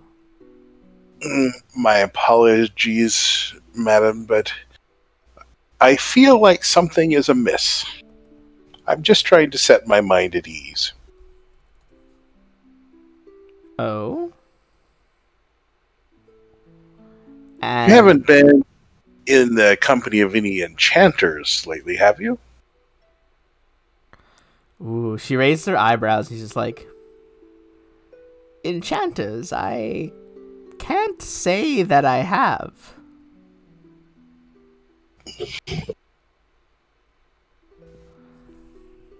All right, well, I will it's gonna take say me a she couple doesn't actively stop you. She just calls you out. Do you like finish the 3 rounds to like see what school it is?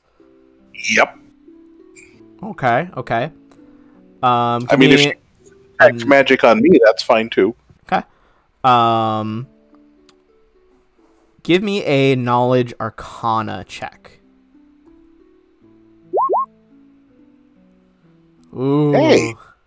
These nat 20s today, they're at like the perfect times for Galatus. It clicks in your head what is off about this scenario. She looks to be flesh and blood. She looks like a real person.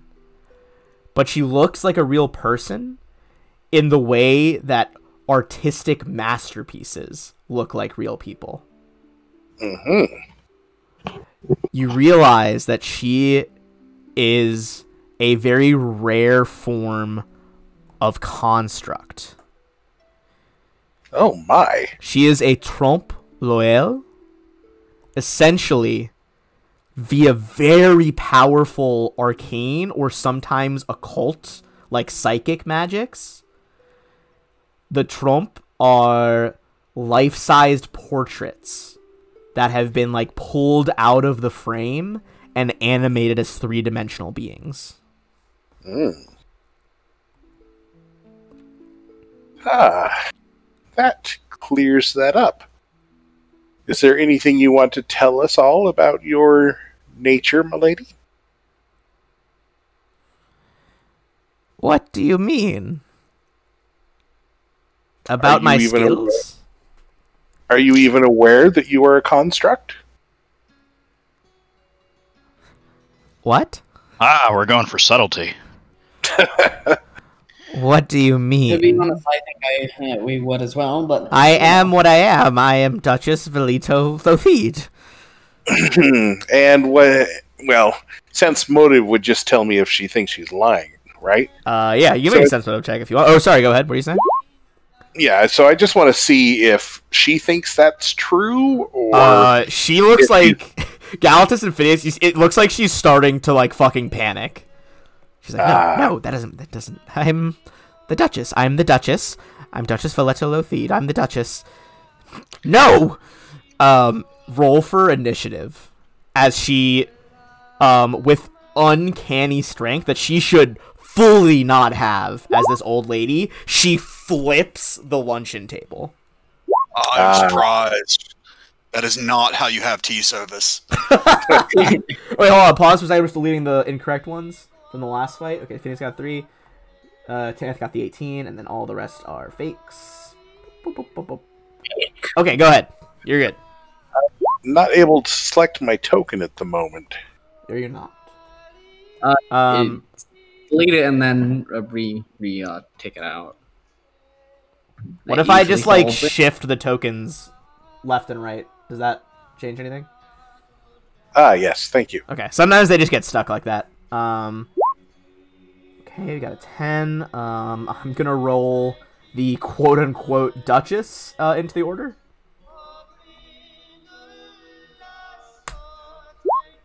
Ooh, she did not do great. Galatus, what's your bonus to initiative? I'm pretty sure you beat her. 5. Yeah, okay. I'm gonna make Galatus 10.5 then.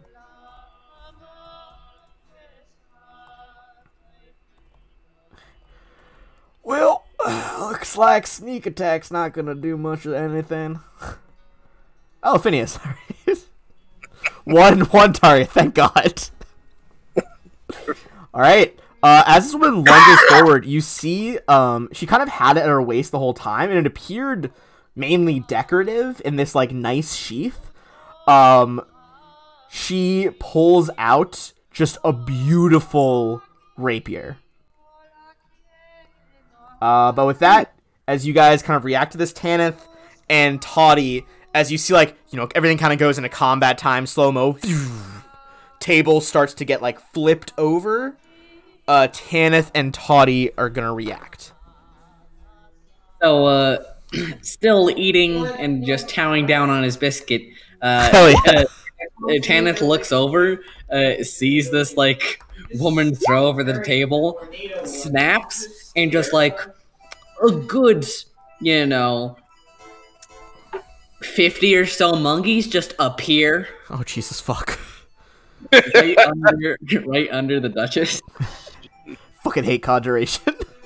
How big an area is that? Are they still just like one square? Yeah, they are 10. Does it look like they come out 10 from under her foot? dress? Give me a 10 spellcraft check. See if you can make it look like they just appear from like under the table and under her. See as you bend the spell to your will. All right, let's put that behind her so we can actually see her token. 3 for making it appear under the table. Not necessarily under her dress, but the monkeys just explode out from the table. If anything, they like speed up the flipping of the table as it gets thrown over to the fountain. And I believe when they get like a chance to make a steal check or something, right? I haven't used this spell in a while. Free action on their turn, they get to make a free disarm check. Gotcha. Okay. Go ahead and make their disarm check. Got it. And we will see if that can actually beat her CMD here. Let me check all the things.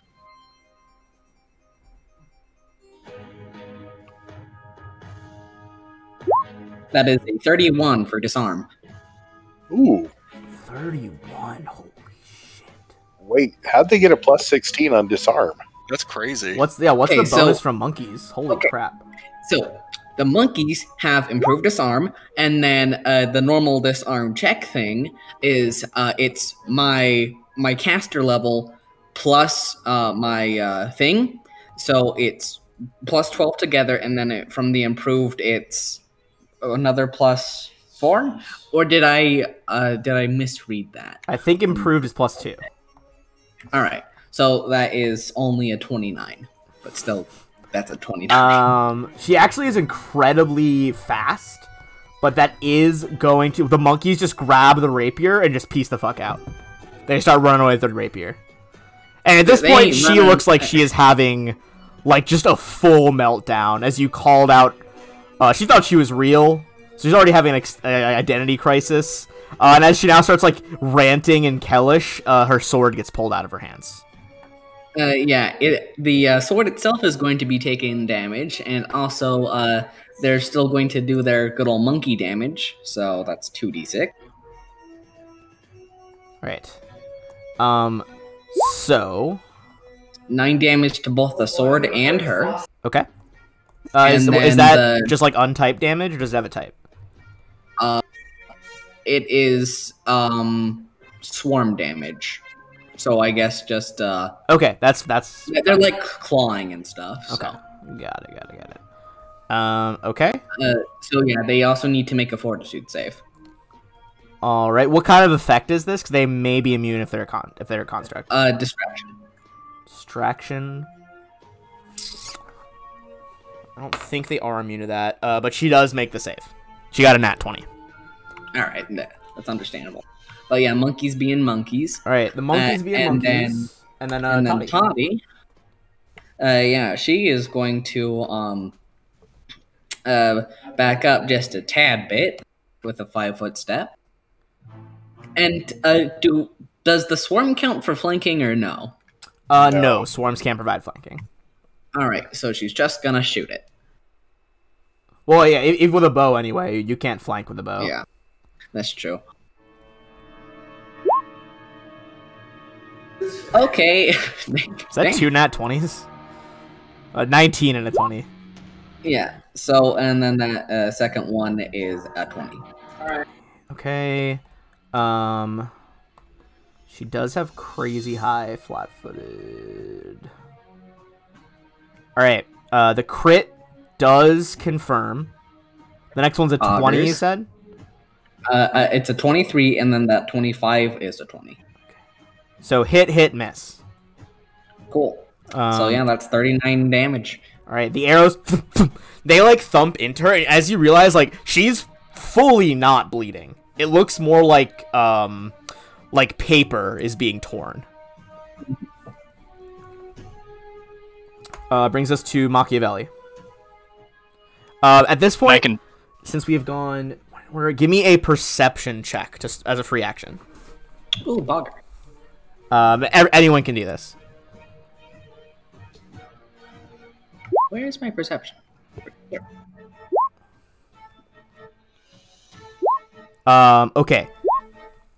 Those of you over 20 would hear this, and you could point it out to those who did not. Machiavelli, you are focused in on this combat. Nothing else is distracting you. But the rest of you, so that is Tanith and Phineas. You guys can point this out to the others. But you hear like an alarm bell start. And you can hear the guards starting to rally. I would say with a 25, Tanith, you think that you probably have 2 rounds till there are guards out here. All right, we need to dismantle this robot and dismantle it quick. But Machiavelli, I can see that it's not bleeding. It does yeah, not look like now that you see the arrows pierce into it, it looks like a ripped sheaf of parchment. Yeah. Make sure it does not look like a woman when we're done with it. All right, let's go. I'll walk up, shoot an arrow at it. All right. Oh, where's my arrow sound? Tell Phineas to set his book onto him. So just the first one. Wouldn't I get flanking anyways because of Phineas? Bows don't flank. All right. 1 point. 1 point of damage. Bow fires off.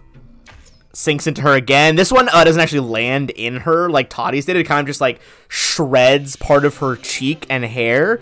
And like weirdly, now that you see the arrow go by the side of her face, it's clearly all like one piece. Does that make sense? Like her cheek is just directly merged into the hairline. It's not like 2 separate things.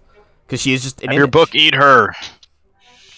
Oh, fuck! What a crazy rule interaction. Oh, wow. Okay. Galatus. All right. I will 5-foot step Okay. and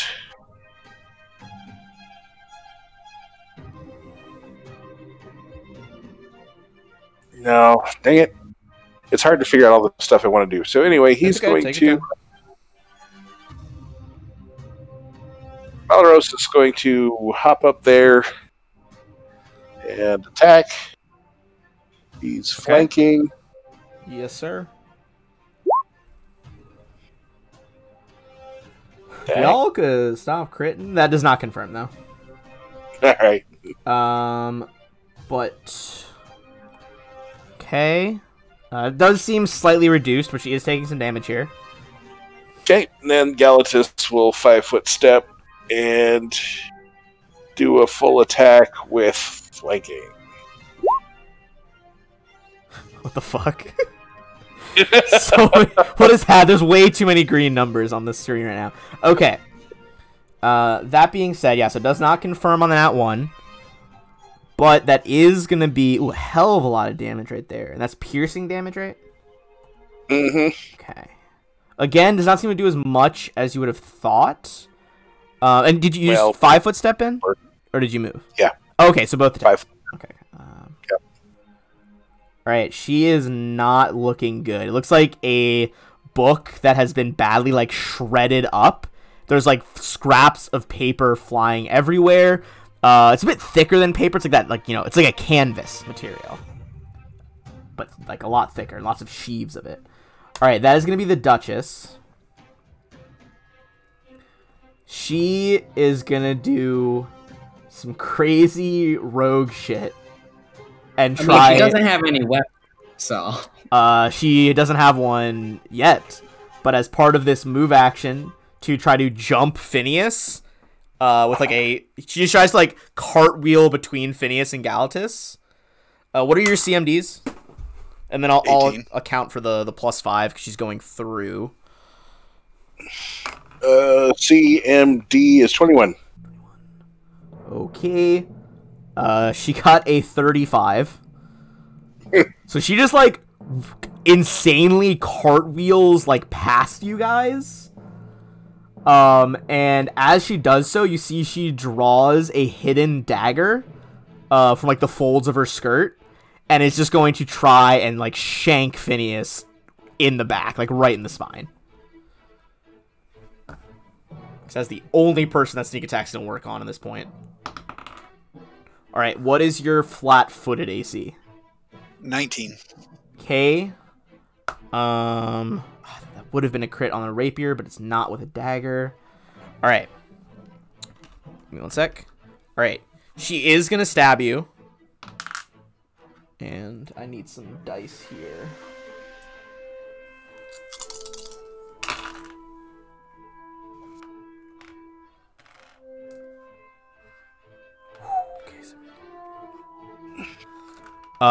You are gonna take 29 damage as she drives a dagger into the small of your back. Ouch, dude. I'm real! I know I'm real! I believed you were real until that dagger. It's like coughing out blood. Yeah, Phineas. definitely a dagger. Yeah, confirmed the dagger was not part of... This is something she picked up post becoming real. Gishfit will circle around and try a tongue attack. Sorry, I can't help it every time I hear it. That's first touch. Yeah. She sways out of the way. He does have flanking, so it would be an 8. Oh, is that not with the flanking? That's not with the flanking. Oh, 18, yeah, then that is gonna hit.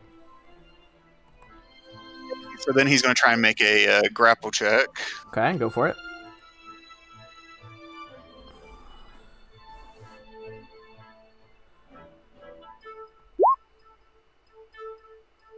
No? No, that's not gonna grapple her. Alright.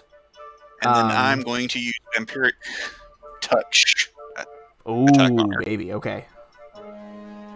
I'm going to make her my study target first. Okay. You, like, spin around, bleeding from your back, like, zone completely in on her. 26, that is going to hit. She tries to, like, do, like, a duck out of the way, and you just catch her in the stomach with your fist. So she takes 13 plus 5, 18 plus 8, 26 points of damage. Okay, so it's 8 bludgeoning, and then 16 from the vampiric. 18 from the vampiric, because it's... 18. Or 17 from the vampiric, sorry. Okay. You drain what is left of whether it was like occult, arcane, it's hard to tell, whatever this essence was that was animating the Trope Loyal fades away, and she just dissolves into this cloud of like ripped up like oil canvas scraps. Eat her, I say to the Gishfit. And he just runs around, starts like gulping down pages. All right, and so what can he learn from eating it? Because this is gonna be a real interesting rules interaction. Because I feel like she does count as like a paper here. I mean, everything that was written inside of her. I mean, it's like if he eats a book, he has the entire book inside of him. Okay. So she does not have a book in her. However, the original oil painting, I'm reading right now, does have some notes written on it. Well, he can copy a person's mind too, so it doesn't have to be a book. Okay. I just don't know if like because mind affecting things don't work on her, so I'm not sure if like how much we'd go over. I'm gonna hold on. We can go over it after you guys probably do whatever you do next, but that you are gonna learn some stuff. Okay. So we are still in combat. It's the top of the round. Next round, guards are going to start coming out. What's your plan here? Alright, my plan is to make it look like the monkeys are harassing us. But not like actually hurting us. Okay. I'm not sure you have that much control once you summon this one. I gotta look up Mad Monkeys. Hold on. They heed my commands. They can like understand them and go through with them. Mad Monkeys. Yeah, the swarm understands and obeys your commands, has the statistics of a monkey swarm. Hilarious that that's a set of statistics that exists in this game. It is. It looks like, yeah, they obey his commands. And can understand him.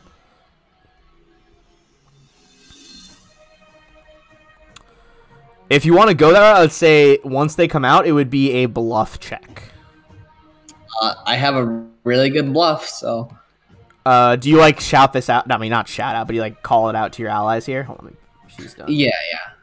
Like, I don't know how good this will be, but it'll at least take some, pressure off of, that woman not being here, so...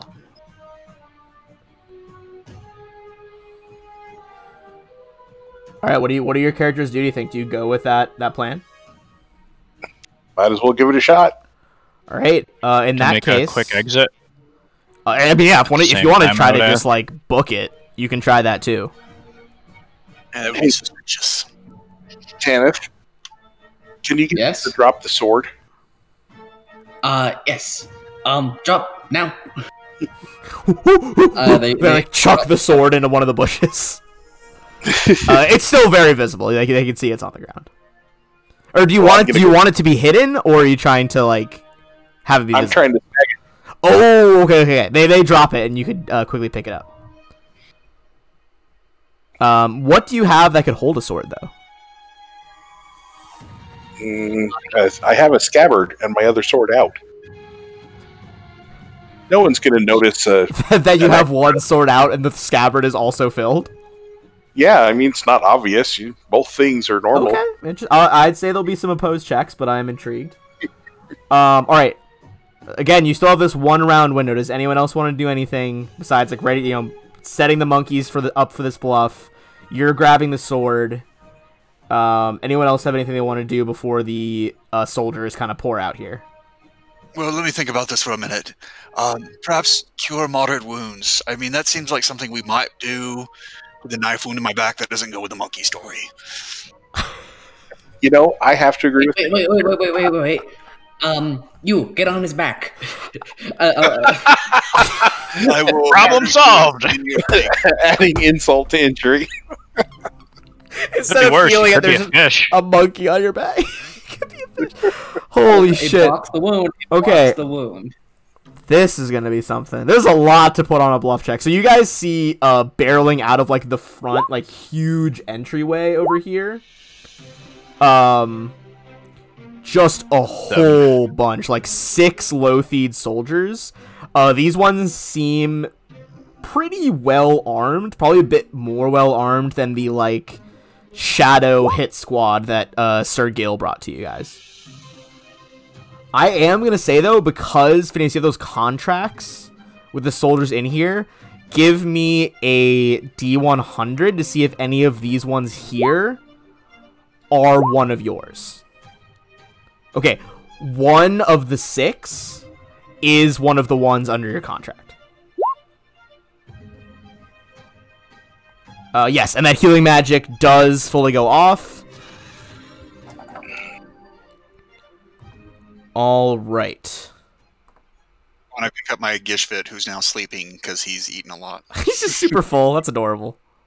It's got the itis. I feel that. All right, these guards swarm out to this like central fountain. They're like, "You there? So many monkeys. What's going on?" Tanith. Help! Help, monkeys! All right. The Duchess ran that way, and I point the opposite way they went. It's good help. Please, help us fight these things off. All right. say so. Tanith is gonna make that bluff. I'm gonna say with that explanation, you can assist Tanith for a bonus here. Whoo, baby. Okay, better hope that 30's enough. That one ain't helping anybody. All right. Well, actually, it should because it's over 10. Yeah, it should help some. Yeah. All right. Well, You did. it's still on that one, but I will say, apart from that though, because you did roll that one of them's in it, that's gonna make this bluff check easier, as you're kind of like, cuckoo in the nest. Is trying to like, oh yeah, that makes sense. He's trying to like convince the other soldiers. All right, let's go with that sense motive check. All right, these guys are trained to notice anything strange on the grounds. That This is certainly strange. is going to be a 25. Where did these monkeys come from? You lot, split off and look for the Duchess. A few of them like peel off and just start like sprinting out across the grounds in different directions. The rest chase off the monkeys. Even as like the one in the back here, Phineas, that's your man, and he kind of like is giving you this quizzical look, but is like still chasing away the monkeys. Tan, do you just have them like run away or what? Yeah, since they are on a limited timer, I'm just going to have them like sprint away before they just poof out of existence. Yeah, there's some woods pretty near the Palace of Birdsong. So you I'll have them sprint away. All right. The one that is your man is like, I'll stay here with them and make sure all the guests are fine. The other two, take off, chasing these monkeys as everyone starts scattering different directions. The one that's here kind of like does a slight head nod as he like looks around to make sure no one else is here. He's like, Mr. Phineas, Mr. O'Gara, Mr. O'Gara, what's happening? That wasn't the Duchess that met us. It was some kind of magic. And she disappeared, and then monkeys. What? No, seriously, monkeys. Like, I can see the monkeys, but I'm having trouble. Okay. The Duchess It's some kind is magic? Let me explain a bit further. The Duchess appeared to be made out of canvas, like as some sort of construct. You can tell he's already, like, super lost. This guy is, like, trained to hit things and hit things hard with a big pole arm. Okay, let me explain very simply. Duchess, not Duchess. Duchess, attack us. Duchess, summon monkey. All right. To cover her escape, perhaps. So I'm not sure who the real Duchess is, but that's not who we've been with for the past 15 minutes, apparently. Okay. Phineas, any idea if she was the same as you met at the party? Well, I was going to ask, but unfortunately she pulled that dagger before I had a chance. I'll say you could make a perception check to try to see if that was the same one. It's hard to be positive with such like a perfect facsimile, but it seems likely that it was the same one.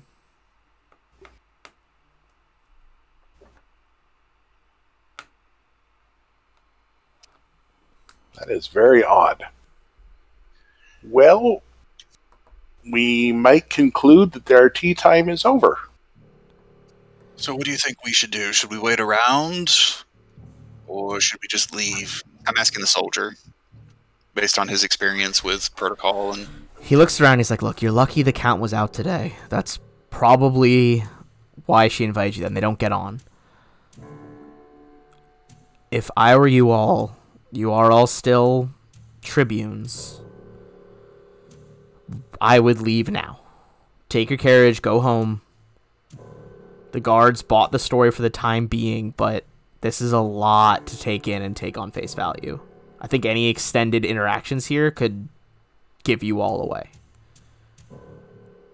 That is understandable. Let's go. thank you, my friend.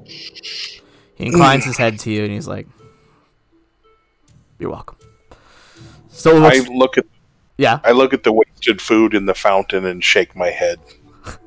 Yeah, there's just like floating sandwiches that have kind of like just wet bread now. It's absorbed a bunch of water. I only got to eat one biscuit. How sad. Truly a waste. Right. So you guys are gonna get some XP here. One, for beating up the Duchess. Sorry, go ahead.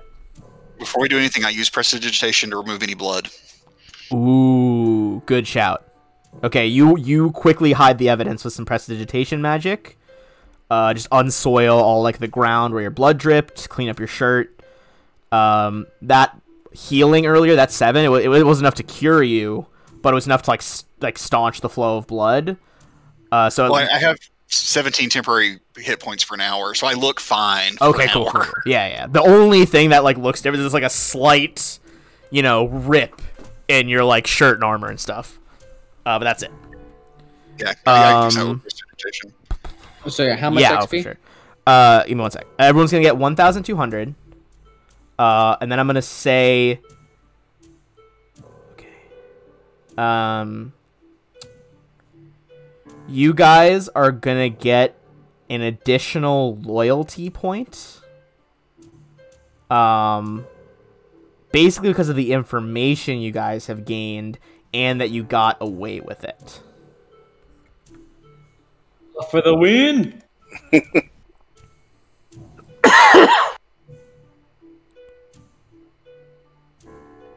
can read the Gishvit while it's sleeping. It's just like a normal book. All right. As you guys kind of, get in your trusty carriage, the doors can close, starts rumbling down the road. You go through the Gishvit about what he found? Yeah, while I'm in the carriage. Okay. So some of it's like jumbled. It's hard to make out everything because this was like a strange interactions of like the planar magic of the Gishvit and whatever like occult thing caused this painting to live. But you do notice a few key details. The first is that this woman is like not... How do I put this? She's not a duchess that should like exist now. She was a duchess a while ago. Hard to tell exactly when. Give me I'll say as you go through, give me a linguistics check. See if you can piece together that piece of information. We'll kind of do this a bit piecemeal. 33, holy shit. Alright. Give me 1 second. You guys defeated the Duchess there. How much would she have known by now? Alright. You realize that her husband was Duke Panavar Lothid VI. This man was like the original, Lothid, this is Panavar Lothid II.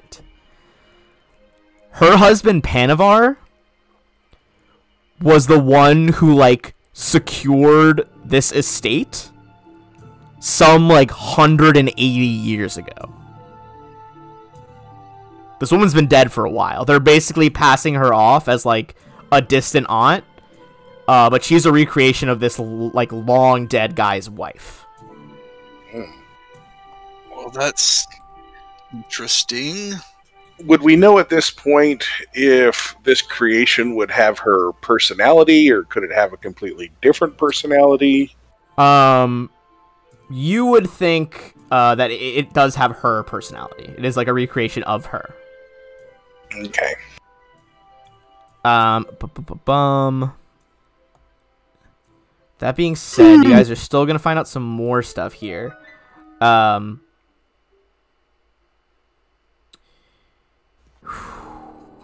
my god. Alright. Sorry, her information is like scattered across like 5 different pages. Give me 1 sec. Okay. Other information you would know from her. There was a brief note inscribed on the back of the portrait. My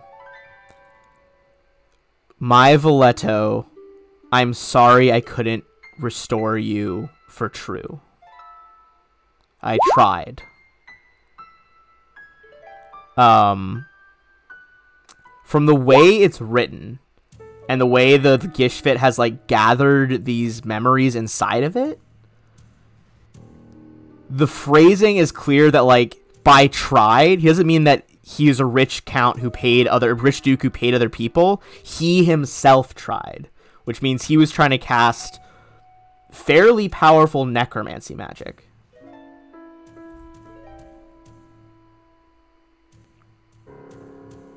Well, now I really want Count Lethe's spell book, just in case it has some of the knowledge from his ancestor. To be honest, I have no doubt that it does. Spellbooks are quite frequently passed down between family. And true. Finally, with one last linguistics check. Because remember, this is a cool rule thing that did not come up normally for whoever wrote this. All right, 33 again. Okay. So it's less about what's written that the Gishfit gathered.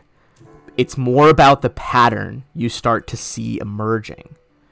This information is like layered on top of itself, layer after layer, and you realize that this thing has been destroyed multiple times and is reformed. It must be reforming out of the same portrait, because otherwise it wouldn't make sense that what was written on the back of the portrait has been reproduced several times in your Gishfit. So now that the Gishfit ate it, can it reform? That's a hard question. Give me a knowledge arcana check. See if you can suss that out. Not 20! God damn, you guys in nat 20s today. Okay. I would say on nat 20, 37, that's super high roll. You would know that, yes, it can still reform. It's reforming out of, like, the same base portrait, which presumably must be in this palace somewhere. Like you should ate the product, not the producer. Exactly. So we have to preserve the portrait if we wish to keep her from reforming. She seemed rather pleasant to me until you pointed out that she wasn't real. Let's just not do that when we meet her again. Always a dangerous thing to do to someone. Never done much as such. They don't appreciate it very much. With her knowing this, would she know that we fought her? Even her reproduced version? I suppose it depends on the magic. I'd say with that nat 20, you would think probably not. Especially because considering, like, when you told her, she didn't know. But she's been destroyed before. So she must not, like, remember, like, reforming and being destroyed several times. Otherwise, she wouldn't have, freaked out so hard when you guys told her. Mm-hmm. Yeah, I think we'll be fine. We just have to handle it differently next time. Right. Yeah. We'll come back to this map later. Maybe. But you guys get away from that. I have a wonder. Maybe the next time that we do meet her, maybe you, Phineas, can have her bring you up to her own room. Maybe the portrait's in there. Well, Wherever she's staying, she might be coming from. Plan. I personally like her. I don't really see the need to destroy her. She could be an asset to us and the princess. Very true. All right. Now, if there was a portrait of Bartleby, then we might burn that to the ground. I would burn that as over and over again. The bandits somewhere, like, get a tingle down their spines, like, ooh, I'm excited for this raid. So I can burn some portraits of the Count we all hate. All right. So at this point, you guys don't have any more Persona time. However, you guys are going to have 2 weeks of downtime. Oh, you're gonna like this. So, Phineas is gonna write a little Night Swan story for the printer. Okay. And the story Yeah. is about how the Night Swan has a contact inside the castle who's helping her fight the evil Baron, Bartleby. And it's his own cousin. It's a shock. But Bartleby finds out, and he tries to kill the poor cousin, Titus. Yeah, I know Titus is an asshole, but you guys are just utterly destroying this man's, like, not just killing him, just destroying his credibility, any status he's worked on. 35. Yeah. You hand the printer this book, and he's just like, this is way better than the stuff I normally print about the Night Swan. This is going straight on the presses immediately. Thank you kindly. You see him just like, it's one of those old-fashioned presses, like all like the wooden blocks that help like set up all the prints. He just fucking throws a bunch of blocks, like they clatter against the wall as he immediately starts like getting some new ones ready. So, Alright. Ben, anything special about this rapier? I'd say you guys have Slightly detected damaged. magic weapons for a long time here. It is a no like special enchantments, but it is a +2 rapier. Oh, All right. Yeah. So it got a good enhancement bonus, just not anything like, like keen or anything like that. All right. All right. Cool. Is how much money do we have? How much money do you guys have now? Because you sold a bunch of stuff. We have a lot. We have 24,000. Oh damn. All right. So you guys do have 2 weeks. You are also here. We're gonna use like a modified thing from Kingmaker for the downtime activities right here, which I believe is when they introduced it. I'm gonna put this in the Discord chat. So there's a whole bunch of stuff you can do. Some of it's not gonna be as applicable. But like constructing buildings, you guys aren't, you guys have like a different system for that in this. Obviously, that's like the building system they put in with War for the Crown. But stuff like crafting alibis, adding spells to your book, crafting items. The earn XP mechanic is basically just to catch up anyone who's on a different XP value, but we're all the same, so that doesn't really matter. Gathering information, healing, all sorts of stuff. There's even some stuff that you can like pay money to like train up your health some more. Or like retrain any skills you want to retrain, etc. What do you mean train up health? Because that sounds like something I might need. I'm trying to find the exact one because I swear to God I've done this one before. Okay. God, I cannot find it. I know I'm not crazy. There is a mechanic where during this time,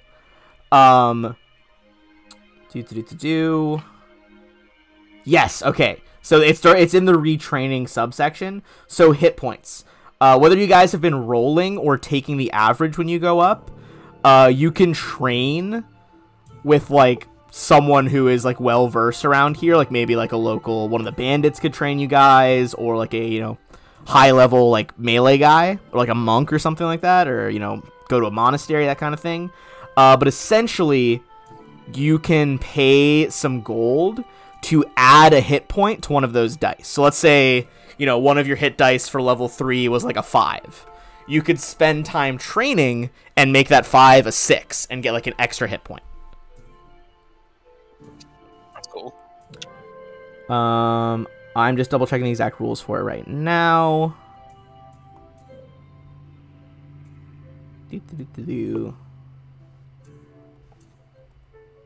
Retraining hit points takes 3 days. Requires you to spend time at some sort of martial academy. There are some of those in Lothidar. Particularly, there is a subsection of the Abadar Temple where they like train their paladins. So that would be like an example of one. You would also, I say, be able to train in kind of a more rough and tumble wilderness way with the bandits that you recruited. I was wrong. There is not a monetary cost to it. It just takes a minimum of 3 days, and you can increase your hit point by 1. But you can't like increase it past, whatever you would get, even if you rolled like all 8s on your d8s. Can't go past that. But in 2 weeks, if that's one of the things you guys want to do, you are more than welcome to.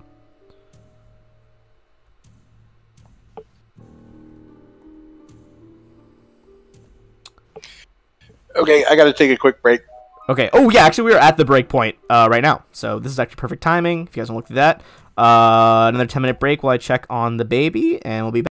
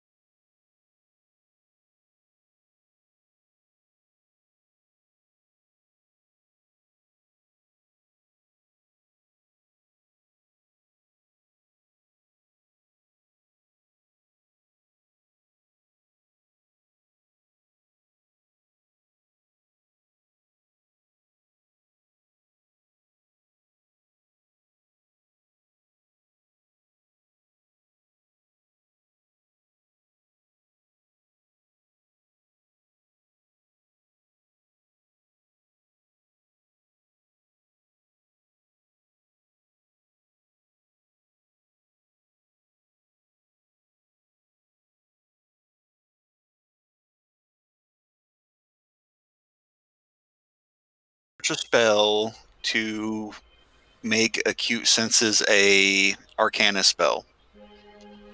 Ooh, intriguing.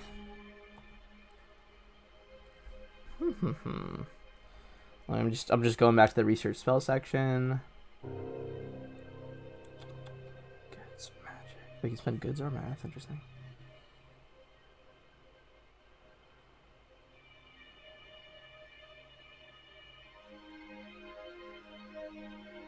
I would say yes.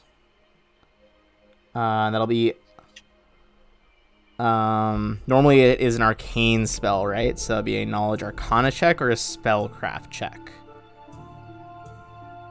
Okay. I'll use spellcraft.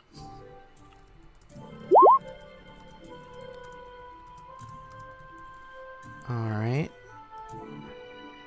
And I'm just double checking DC. 10. I mean, that should be a success. I think it's just 10 plus twice the spell's level, even accounting for the fact that it's not normally one of your spells, because I was increasing it. That should still be a success with 24. Sweet. All right. So you find a way, knowing that it can be very helpful for your all's political intrigue, you find a way around the limitations of the spell and kind of develop your own methodology for casting it. And that should take up my full downtime period. Gotcha. I'm reading. I believe you are correct. There is 2 things I'd like to do, and also a question. Okay. For one last thing. Go ahead. Can I have someone enchant one of my weapons? Depending to what degree, yes. Lothadar, you could probably go there and get someone to enchant it. Cool. I want to make Toddy's bow a +1 adaptive. What is it currently? It is a just plain old darkwood bow. Okay, give me 1 second to make sure I give you the right price. It would be 3,000. For just the normal pricing for the +1 and the adaptive. Well, +1 by itself would be 2,000. Adaptive would be more. It would be plus another $1,000. Oh, right, because adaptive isn't a +1 thing. It's like a straight. Yeah, it's just a base price modifier. Right. Okay, yeah, so that'd be 2,000. Yes, you could do that. Well, I want to make it a +1 and then put adaptive on it. Yeah, you could. So that would be 3,000 total. You could pay, if you have 2,000, you could pay to do that. Are you guys fine with me making Toddy more effective? Well, Jeff's not back yet, but unless anyone else has objections. I am back, actually. Oh, okay. Never mind, I stand corrected. Yes, you do. I am here. All right. Anyone have any more questions on their downtime stuff? Are you guys fine with me doing that? Yep. Yeah. I don't have an issue. Sure. Okay. Cool. Sounds good on that front. I'm not sure how much money you guys have left to spend on it, but that is 2 weeks to potentially build any more buildings if you want to spend stuff on that. Well, at the moment, I do have a couple of the things that I want to do for mine and Valros's armor. Okay. Bump those up a little. If there's no objections to that. Doesn't seem to be. Are you just trying to enchant Send them? away. Yeah, I have a mithril chain shirt, and I want to get it to a +1. And he's got a +1 chain shirt that I want to swap for mithril. So I want to end up 2 +1 mithril chain shirts. You end up with 2 +1 mithril chain shirts. Okay. The price of a +1 mithril chain shirt is 2,200.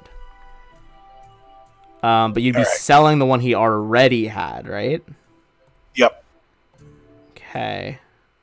It's okay. I can do those as separate transactions. Okay, yeah. I'll trust you to figure those ones out. I figured you guys would have, like, weapon and armor shit, so I just have Hero Lab open right now to check all that shit. Usher Phineas, who uses neither. Fair enough. All right.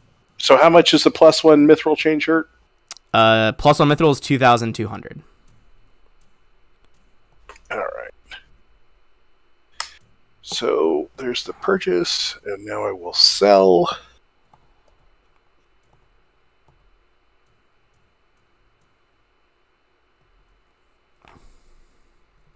What should I name Toddy's bow since I can do that?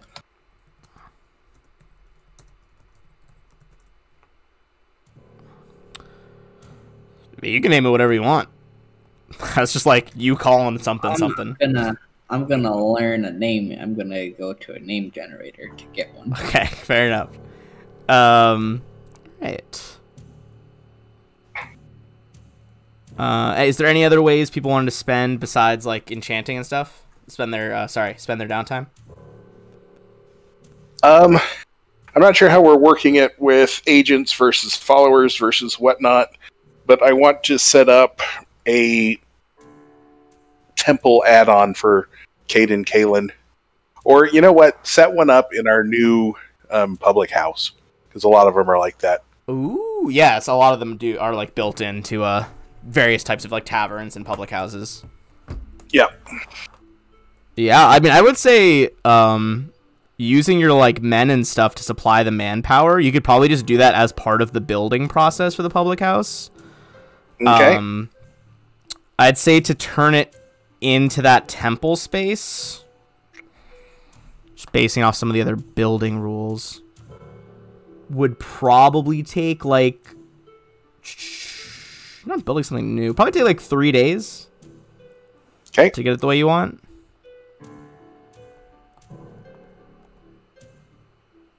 So I will spend my time doing that. Okay. Sounds good. And now that you guys have purchased armor and stuff, are there any like Stockus improvements you guys wanted to check off while you're doing this? Obviously, the bridge is done now.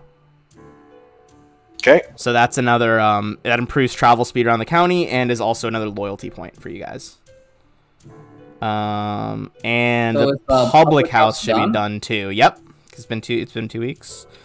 So that's another 2 loyalty points on top of that.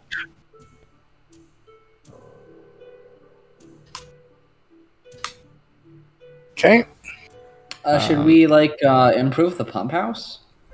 Looks like the only ones you have left are Civic Improvements Advanced, the Public House Advanced, which we're going to add in, the Pump House Advanced Statue, and Temple and Advanced. the Temple Advanced. And you guys have definitely sunk 10,000 in, so you could do the statue. You have that prereq. Problem is we couldn't agree on what the statue was. Oh, yes, I forgot that was like the discussion. Yeah. So until we like know what we want the statue to be, Advanced Public House is going to give 3 loyalty points. It is going to cost 8,000 instead of the 5,000 the normal one. And it will give you... Sorry, where'd my notes go? And it gives you a +2 on any checks during like a trial and or like town meeting type vibe that you guys hold there. what's its build time? To make the Advanced Public House... Mm-hmm.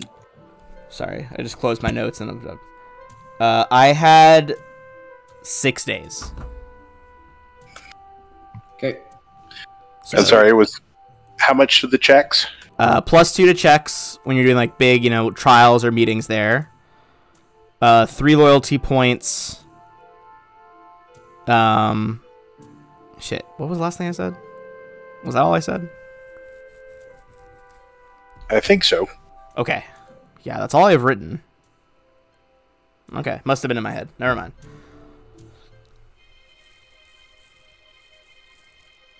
All right. And it also like, it looks better. It's got like a actual like cobblestone floor. It's not just like dirt. There's a lot more like brewing companies that have begun shipping stuff in from like around Taldor. Just kind of up the quality. So should we get that or the Pump House Advanced? Both give 3 loyalty points. The Pump House is a bit cheaper, and we can now travel along the canals. Yeah, even more. You guys could hire things before, but now the canals are like very quick because it is like a magic pump that is causing the canals to flow. I would say Civics Advanced and Pump House Advanced. Let's just go ahead and pay for those out of our coffers. Yeah. Okay. Okay. Civic Improvements Advanced and Pump House Advanced, and this was during the 2-week period, so you guys would have, if you pay for it, you get those 2 things done. So that's another 6 loyalty points. Okay, Will, do you want to add that to the cash outlay? Yeah, I can do that. So with those 6, I believe that brings you to 42. It does Yep. indeed. And first of all, that is going to trigger the last of like the events that can trigger during this part of the book. By the way, very nice musical cue. Thank you. Oh, hey guys, on the Pump House Advanced, we can pay 3,000 with a DC 20 Arcana or Engineering check. Oh yes, I I can forgot see. that was a thing. Yeah, because Yep, it would so- mean you guys are like helping construct the arcane engine yourself. Yep. There you go. Like when you stood up. There you go. Save some fucking money. All right, so that only costs us 2,700. Dang, nice. All right, so you guys. Sorry, so you guys are 42. You guys are close to local champions. You guys are very close. Hell yeah. Look out there, baby. And the So final. Yeah, go ahead. Advanced Public House, Statue, or Advanced Temple?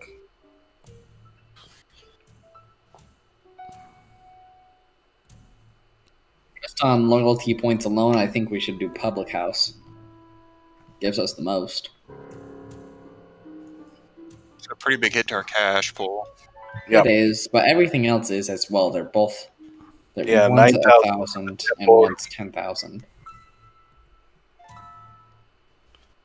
I guess we could do the statue and just not know what it looks like until a while. Sure, I'll take care of that. I'll pay the guy. Yes, sure. Of course. It's gonna wind up looking like the Joker in Batman 1985 or whatever it was with Jack Nicholson. Oh my god. What a reference. I don't know Yeah. I don't know whose agents did it. I mean, just Is that the one completely where he pulls out that revolver that's like 5 feet long? flustered. Yeah, it is. What an outstanding Okay. movie. That's actually the next I- stream. It's just a fucking live stream of Batman. So, hey, Ben, how long until that portrait I commissioned is ready? That would, based on my timetable, it would be ready during the first week of this downtime. All right. The person delivers it straight to you because that's what you paid for. Yep, wrapped up. What do you do with said portrait? I call everybody into the gathering area of the house, and Oh, let me switch you guys back over to the house. Ba, ba, ba, ba. What do you need? All right, Paul. You keep going because for some reason I can't find the house. It is gone.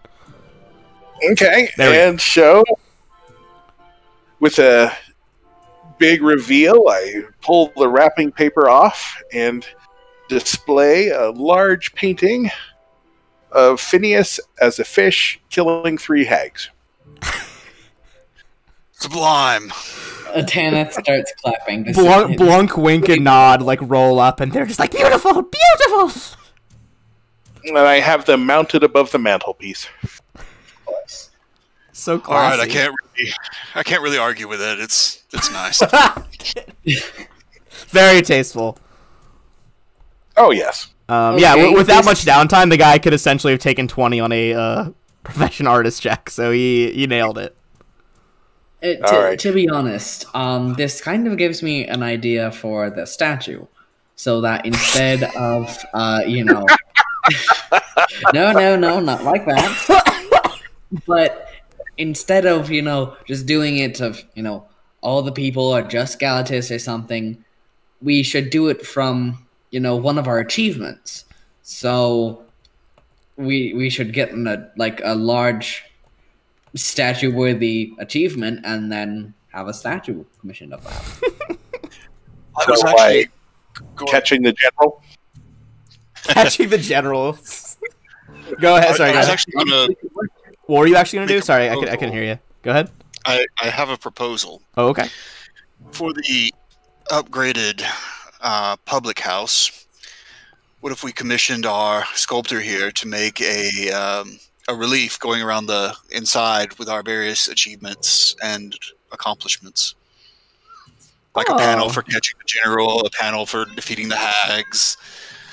I quite like Of that. course, leave some room for our future ones. Absolutely. All right. I would argue that that would totally count as the statue. Yeah, that works for me. Yeah, sounds good. Why don't we buy the advanced public house and the statue together then? Okay. Alright. And the statue should give you one Oh, loyalty point. So a total of 4 more. And we get a bonus on diplomacy checks. Yeehaw. Yes, you do. I believe it's with the nobility around here. Which is very appropriate. So, okay, so 2 things are gonna happen. The bonus diplomacy is gonna help you because We also final increase the base value by 10%. yes, final event, event number 7. You all are going to receive an invitation from Baron O'Cara, inviting you to join him on his estate. Well, He like a wants fabulous. He wants to discuss matters with Count Lothied. Ooh. Also, what's your new total now with the statue? 46. 46. Okay, that is going to put you 2 over into the next loyalty tier. You guys have now become local champions. The County of Moret stands firmly behind the PCs in their revolt, with only a few stubborn souls remaining loyal to the Lothied tyrants. Even more guards abandon the palace, as well as some of the servants come to you guys at the Bettany estate, and they tell you that, oh, excuse me, they don't think we see things, but the help always sees things. We've deactivated one of the traps that was set for intruders. Ah, It would have very well. swarmed you all in a cloud of lightning, but no more. Are they actively fermenting rebellion now? It's not necessarily so. It says revolt. You guys don't have to murder everybody. But the PCs are sorry, not PCs. The NPCs are pretty much fully in support of you guys placing the palace and this land back in the hands of Princess Eutropia instead of Count Lothied. I want to know where he's getting servants that can disarm magical traps. I want servants that can disarm. I know, right? It's the exact quote from the book is, "An extremely helpful servant deactivates the trap in area blah blah blah." It's like, Does he damn. want a job for her? I guess maybe they could have seen presumably the Count has to disable it when he goes in the room, right? Maybe it's like a password, I guess is the logic. Mhm. Unless this We unless this didn't see fucking the servant 10 is dead servants. yeah, that's true. They all tried. Or the servant is a level 2 commoner with 10 levels of rogue. This is the one that made it. Additionally, you guys unlock the next huge boost of XP. Everyone gets 19,000 this time. What are we going to do with Is it all? that level up? I'm not sure, you guys. I don't have the total.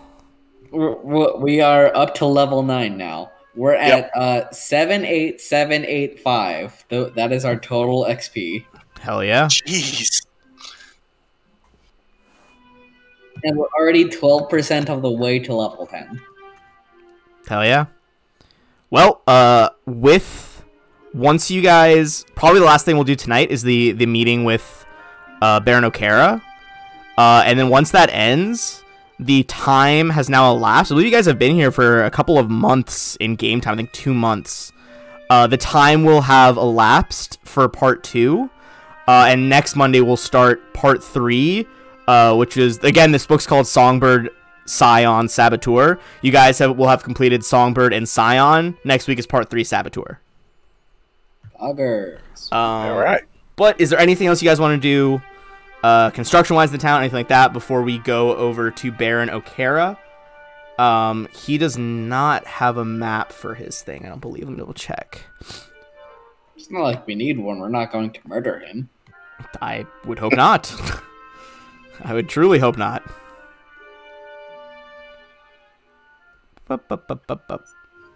Question. Yes, go ahead. Ben, on Stalkus, do we have the Enforce Order and Promote Business mods yet? Let me double check.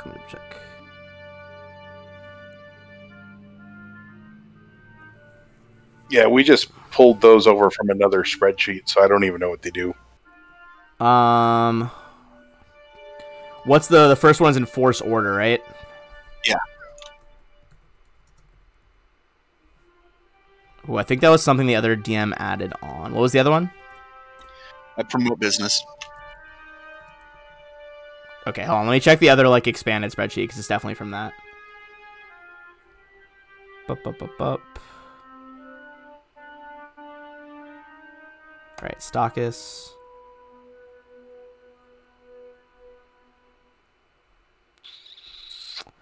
I do not see that part.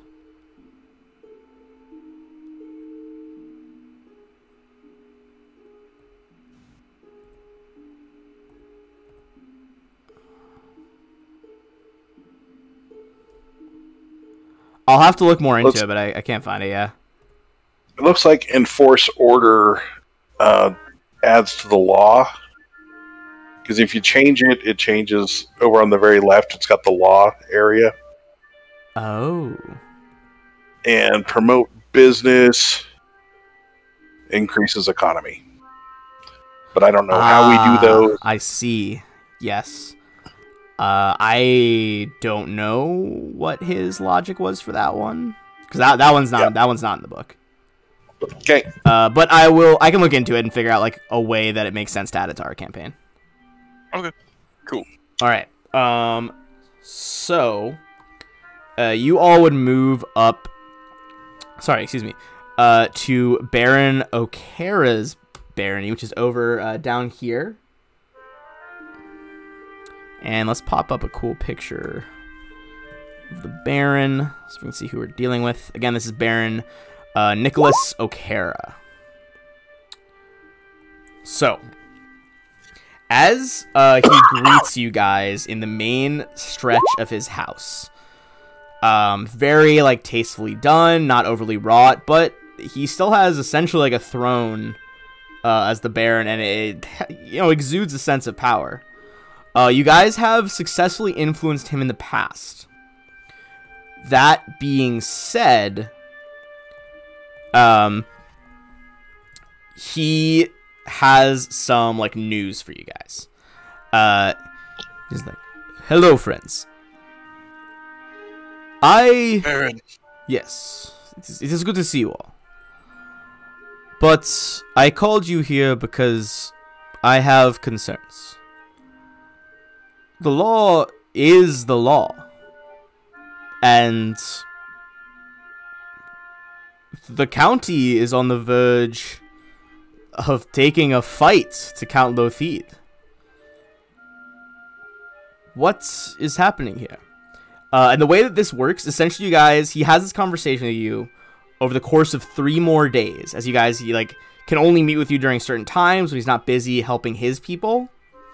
Effectively, how this is going to play out is you guys get 3 social rounds to influence the Baron into your way of thinking, or at the very least, not to stop you guys. So with that, final initiative order of the night. I've already cleared it. Go ahead and roll into initiative to work with Baron Nicholas O'Kara. Ayo starting with some good rolls, 2-8 and a 26. Alright, hell yeah. Galatus. Tis All your right. turn. So, are we going with his same? It is the same, but now that you are actually in his household and can see him interacting with his staff and his family, you can go ahead and make another sense motive check on Baron O'Kara. Okay. Because this is like a different side that you guys have not seen before in the Senate House or at the Jubilee. Ooh, 35. Okay. I'm pretty good at that.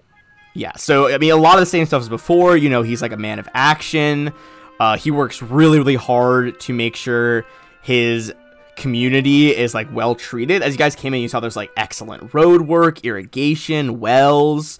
You have seen him during your 3 days here. You see him, like, actively, like, going out into the community, rolling up his sleeves, and, like, doing the dirty work.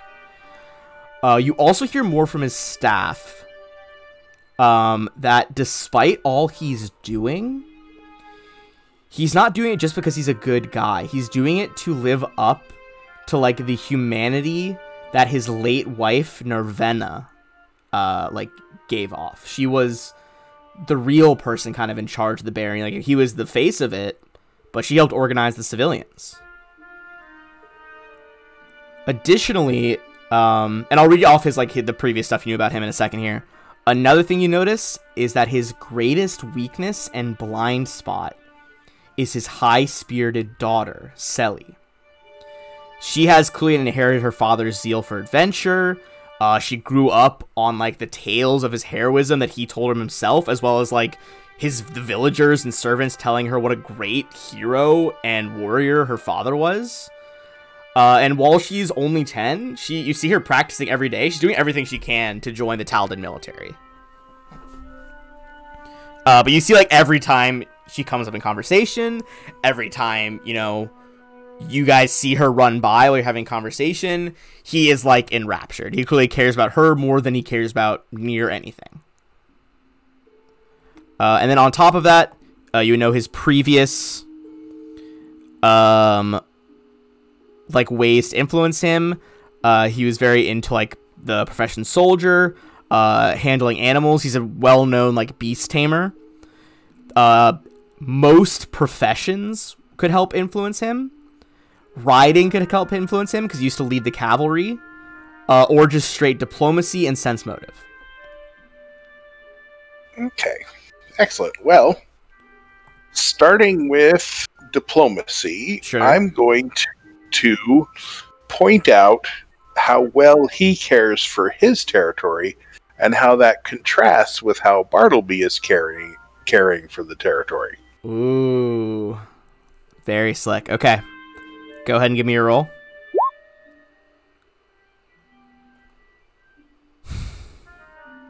You know what? I'm going to roll twice and take the better one. Oh, okay. Go ahead. I will hold my response. Damn, even better. Okay. My friend, Galatus. I see what you are saying, but I worry not only of the legality of these moves, but of the repercussions. He has lost allies, yes, but to take on Count Bartleby? Would such an effect on the region be worth it? You have given me much to think about, though. His citizens are not nearly so well off as my own. And I'm going to also point out the things we learned about the jelly creature he put around the lake and how he got the hags to go after the other baron.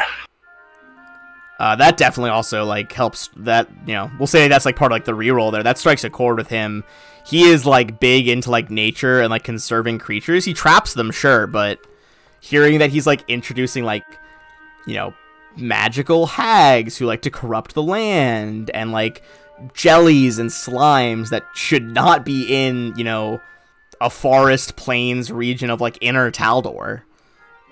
Certainly not something that sits well with Okera. Right. Machiavelli.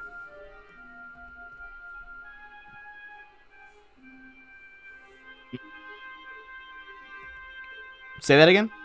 I think you cut out for me for a sec. Just humming. Oh, okay. I thought I just like yeah, Machiavelli doesn't really have much to talk about to the Count. He's more of a Night Swan than a Baron Okera kind of guy. Okay. Bit more anarchy than order. Yeah, you know, he's not a big fan of the nobility. Okay. He'll just point out that Count Bartleby is basically squatting in a manner that isn't his. Damn, okay. Go ahead and give me your roll. Unlawfully occupying that space. Hell yeah.